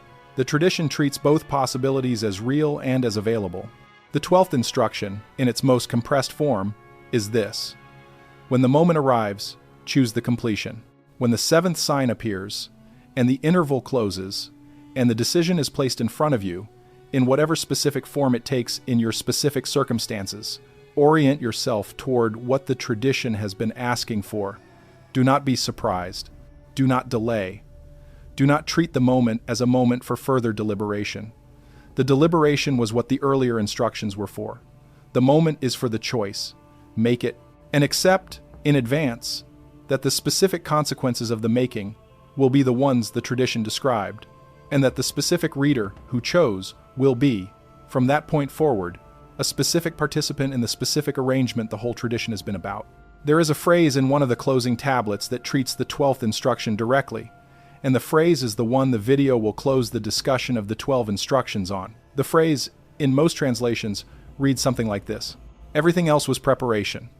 This is what the preparation was for. The one who prepared you did not do it so that you would have the preparation. He did it so that you would have this. Take it. It was given to you at great cost. It will not be given again. That is the 12th instruction. Choose the completion. Not because the tradition tells you to, because you have been prepared, by the earlier 11, to see why the tradition would ask, and because the moment, when it arrives, will not wait for you to catch up if you have not been paying attention. The whole of the tradition has been arranged to make sure that you have been paying attention. What you do with the attention, when the moment comes, is the whole of what the 12 instructions were written to make possible. That is the whole of the 12. Read in the order the tradition preserves, first to final, without the shuffling, the summary, the modernizing interpretation that has, in most previous treatments, either softened the specific claims the tradition makes or exaggerated them beyond what the tradition itself would recognize. The 12 instructions, as they stand, in the language the tradition uses, available now for the reader to do with as the reader chooses. Before the video ends, there are several things that have to be said, because the tradition itself insists on them being said at this point in the transmission, and the pattern of previous transmissions has been that they get lost when the whole is presented without the closing that the tradition prescribes. The first thing is a specific reminder about the source material. The video has treated the tradition as a coherent whole. It has presented the 12 instructions as if they exist in a single form, in a single sequence, in a single set of texts. This presentation, as noted at the beginning, is not quite true to the actual state of the source material. The 12 instructions exist, in the specific form presented, only in the reconstructive work of the tradition as it has come down through the intervening millennia. The actual tablets, the actual manuscripts, the actual archaeological evidence contains fragments of what may be the same tradition, arranged in various ways, associated with various figures, subject to various interpretive traditions that have not always agreed with each other. The specific reconstruction the video has presented is one that a specific interpretive tradition has produced. It is not the only reconstruction. Other reconstructions exist. Other readers of the same material have reached different conclusions. The tradition itself is aware of this. The tablets contain, in several places, specific warnings about the fragility of the transmission. They acknowledge that pieces will be lost, that different pieces will be preserved by different populations, that the specific arrangement of the pieces into the sequence of 12 that the tradition treats as authoritative will not always be visible in the surviving fragments. The tablets ask the reader to accept this fragility as part of what the transmission is, to not require of the tradition a level of textual certainty that no ancient tradition can actually provide, to read what is available with the specific willingness to receive what is being pointed at, even when the pointing is imperfect, and to allow the whole arrangement to be present in the specific fragments that survive, rather than requiring the whole to be present in any single textual object. This is a specific request that the video is passing on. It is not a request the video invented. It is what the tradition asks of the reader who has received the transmission. The reader is not asked to accept everything without examination. The reader is asked to examine what has been presented in the specific frame the tradition provides, and to decide, on the basis of the examination, what the reader will do with the transmission. The second thing is a specific observation about the current moment. The video has referred, several times, to the specific correspondence between the checklist in the 11th instruction and the specific conditions of the current historical moment. The correspondence is real, but the video has been careful not to insist on any specific interpretation of what the correspondence means. This carefulness is deliberate. The tradition, when it treats this material, is also careful.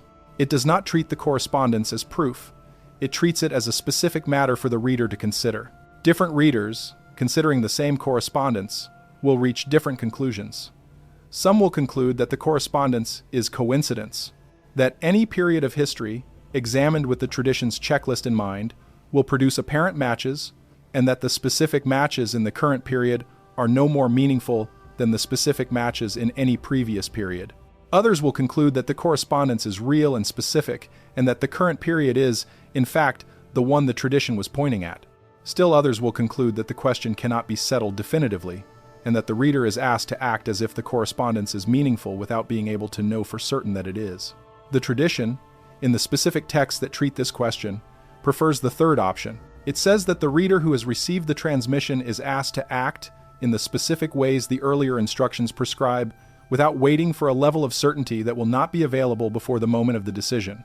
If the reader waits for certainty, the tradition says, the moment will arrive, and the reader will not be ready. If the reader acts without certainty, the reader is either preparing appropriately for a moment that is coming and will be recognized as such when it arrives, or the reader is engaging in specific practices that have their own value even if the moment does not turn out to be the one the tradition was pointing at.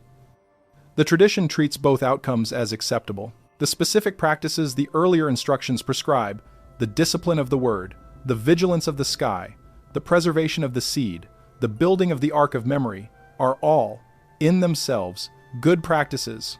They will benefit the reader who undertakes them, regardless of whether the specific claims of the 11th and 12th instructions turn out to be correct. And they will position the reader appropriately for the specific decision the tradition treats as coming, if the tradition is right about the coming.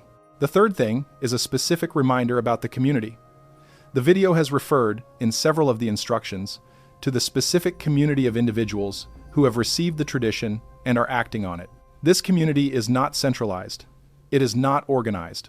It does not have a specific leader or a specific institutional form. It is, in the specific sense the tradition uses, a distributed arrangement, individual readers scattered across many places, engaged in many different activities, connected by the specific fact of having received the same tradition. The tradition says that this community, invisible as it is real, that its members recognize each other when they meet, even without being able to say specifically how they recognize, that the members support each other, across distances and across specific differences of circumstance, in the specific ways the tradition prescribes. The reader is asked to consider whether the reader is a member of this community, not to declare it, not to seek out other members, simply to consider the possibility that the reader is one, and to notice, in the reader's specific circumstances, whether the pattern of membership is present. The tradition says that the noticing itself is a form of belonging, that the reader who recognizes the possibility and holds the possibility open is already, at some level, participating in what the tradition treats as the community. The specific formalization of the participation, in whatever form is available, is a secondary matter. The primary matter is the recognition. The fourth thing is a specific statement about the relationship between the tradition and other traditions.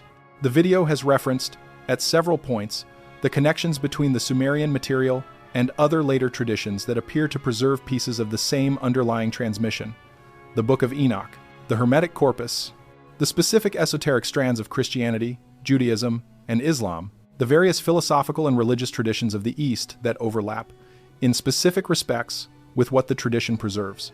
The video has not treated any of these as the tradition itself. It has treated them as related, as parallel, as carrying pieces of the same underlying transmission in different specific vocabularies. The reader is asked to hold this frame carefully. The tradition is not exclusive. It does not require the reader to reject other traditions in order to receive it. Many readers who have received the tradition across the intervening millennia have also been members of other specific religious or philosophical communities. The tradition does not treat this as a conflict. It treats the other communities as specific vehicles that have, in their own ways, preserved fragments of what the tradition also preserves. The specific member of another community who has also received this tradition is not a divided person. The person is holding, in different modes, pieces of the same underlying transmission. The tradition asks the reader to make what use of the reader's other affiliations the reader finds useful, without treating any specific affiliation as required for the reception of what the tradition itself is offering.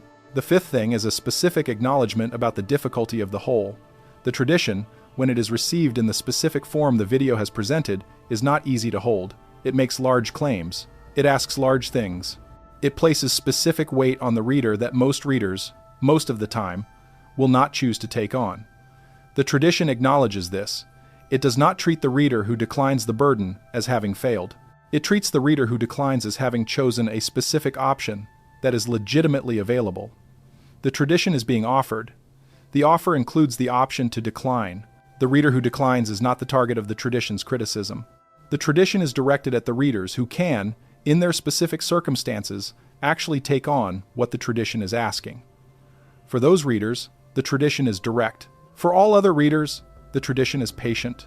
The sixth thing is a specific closing observation about the being who arranged the transmission. The video has referred, throughout, to Enki as if Enki is a specific being, present in the specific texts, arranging the specific instructions the video has been describing. This treatment is what the tradition itself does. The tradition treats Enki as a real being, present at the origin, present through the intervening period, present now. The tradition does not treat him as a metaphor. It does not treat him as a personification of natural forces. It treats him as a specific individual who exists, who has existed for the whole span of time the tradition covers, and who continues to exist in the specific mode that the tradition describes. The reader is asked to decide, on the basis of everything the video has presented, whether this treatment of Enki is credible. The video has not tried to prove it. It has presented what the tradition says, and it has presented the specific evidence, in tablet form and in later sources, that the tradition cites for what it says. The reader will decide, based on the reader's own evaluation, whether the specific claims about Enki are the kind of claim the reader is willing to receive. The tradition does not require belief in Enki as a precondition for practicing the specific instructions the tradition prescribes. Most of the instructions have practical benefits that do not depend on any specific ontology. But the tradition is direct, that the fullest reception of the instructions, in the specific form the 12th instruction describes, does require some specific relationship with the specific being who arranged them. What that relationship consists of, in specific terms, is left to the reader to develop in the specific ways the reader finds available. The seventh thing is the closing itself. The video has presented what it was arranged to present. The 12 instructions, in order, with the specific background the tradition treats as necessary for their reception, and with the specific framing the tradition prescribes for the closing of the transmission. The reader has now received the whole. What the reader does with the whole is what the 12th instruction was pointing at. The video has no further guidance to offer beyond what the tradition itself has offered. The specific act of orientation the reader is asked to consider is one the reader will consider, or not consider, in the reader's own specific circumstances, at the reader's own pace, in the reader's own time. There is a specific phrase in one of the closing tablets that treats the end of the transmission and it is the phrase the video will end on. The phrase, in most translations, reads something like this: what was given has been given. What was asked has been asked. What was needed has been provided. The rest is what you do now. The one who arranged this arrangement is not going to arrange it again. This is the arrangement. And you are the ones the arrangement was arranged for. The tradition treats this phrase as the specific closing of the transmission. The video treats it the same way. What was given has been given. What was asked has been asked. What was needed has been provided. The rest is what you do now. There is a final observation the video needs to make, because it belongs specifically to the framing of the last generation and to the specific circumstances the reader may find themselves in after having received the whole of the 12. The tradition acknowledges that the reception itself, the simple act of hearing the 12 instructions in the order they are given, is not, in most cases, immediately transformative. The reader will hear them. The reader will consider them. The reader will, if the reader is honest with themselves, notice that some pieces of the transmission land more directly than others. That some specific instructions feel, when they are received, like they are being addressed directly to the reader in the reader's specific circumstances. That other specific instructions feel more distant, more abstract, more like items on a list that the reader is being asked to consider rather than acts of communication directed at the reader personally. The tradition treats this variation in reception as normal. It does not require the reader to have the same intensity of response to every instruction. It expects that different readers, in different circumstances, will find different pieces of the transmission most directly relevant to their own specific position in the whole. What the tradition does ask is that the reader honor the specific pieces that land, that the reader takes seriously the specific instructions that feel, on receiving them, like they are being addressed directly. The tradition treats this specific responsiveness as one of the mechanisms by which the transmission actually reaches the individual who is meant to receive it. The pieces that land are the pieces the reader is being asked to act on. The pieces that do not land are the pieces the reader is being asked to hold, without acting on them yet, in case they become directly relevant at some later point in the reader's specific unfolding of the tradition. The reader is also asked to consider the possibility that the specific pieces that land will shift over time. That an instruction that felt distant at first receiving may become suddenly relevant, months or years later, in the specific circumstances the reader is unfolding into. That an instruction that felt urgent at first receiving may recede into background awareness as the reader develops the specific capacity to hold it without acting on it constantly. The transmission, in this frame, is not a single act of reception. It is a specific relationship the reader develops with the material over the course of the reader's continuing engagement with what the tradition has offered. The tradition offers a final consolation to the reader who has stayed with the whole of the 12. It says that the specific act of staying, of receiving the whole in the order in which it was given, is itself a form of the participation the tradition has been describing.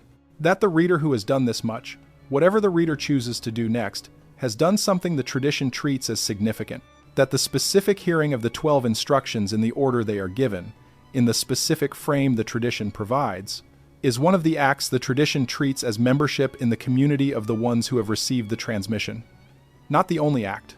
Not sufficient by itself for the specific outcome the 12th instruction points at, but one of the acts, and the reader who has done it is, at least in this specific respect, one of the ones the tradition has been trying to reach. The video is closing here. The tradition has been presented. The 12 instructions have been given, in the order the tradition preserves.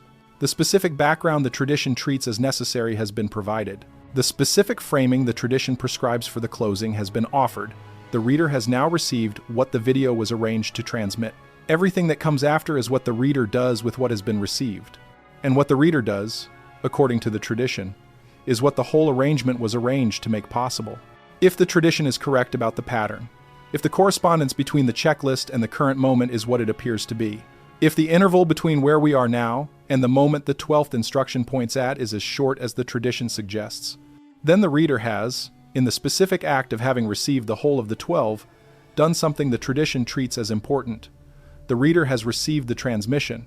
The reader has been prepared, at least in outline, for what the tradition says is coming. The reader is now, in a specific sense, the tradition uses carefully, one of the ones for whom the whole arrangement was arranged. Whether the reader chooses to act on this is, and has always been, the reader's decision. Enki, according to the tradition, will not force. The 12 instructions were arranged so that the choice would be real. And the reality of the choice is what the tradition treats as the specific dignity that has been given to the last generation. The choice is yours. It has been yours for the whole span of time the tradition covers. It becomes yours, in the fullest sense, at the moment when the seventh sign appears and the interval closes. The tradition is asking you to choose well, not because the tradition doubts you, because it has watched, across the whole of its span, what happens when generations do not choose well, and it does not want to watch it happen again. That is the whole of what Enki left for the last generation, if the tradition is correct. That is what was written to reach you, in your specific circumstances, at your specific moment. That is what the whole arrangement was arranged to make available. Take from it what you can take, leave what you cannot take. Return, if you find yourself returning, to the pieces that land most directly, and let the returning be part of the specific relationship you develop with what the tradition has offered. The tradition will still be here, the instructions will still be here, Enki, according to the tradition itself, will still be here, and the choice, when it arrives, will still be yours to make.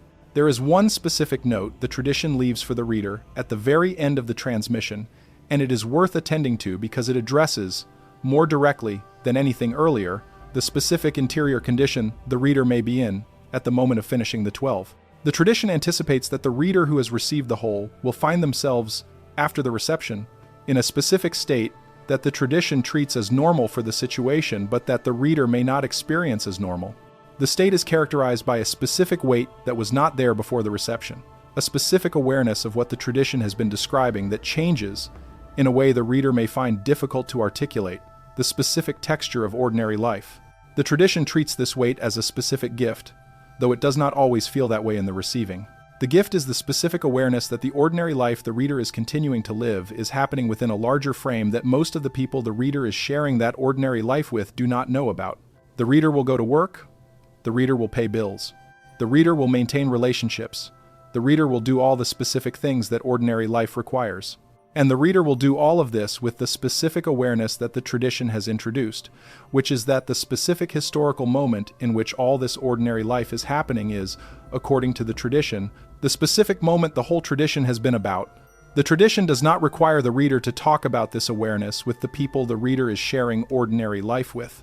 It suggests, in most of the specific texts that treat this closing state, that the reader will do best to hold the awareness quietly, in the specific interior mode that the third instruction was preparing for, and to allow the awareness to shape the reader's specific actions without requiring the reader to explain those actions in terms that would require the reader to disclose what the reader has received. The tradition treats this quiet holding as a specific practice in its own right. As one of the specific ways the seventh instruction, about trusting the outsider, becomes operative from the inside, the reader is now, in the specific sense the tradition uses, one of the outsiders. Not because the reader chose to be, because the reader has received something the majority around the reader has not received, and the reception itself creates the specific outsider status that the seventh instruction was pointing at. This is a specific piece of the closing the tradition wants to be clear about.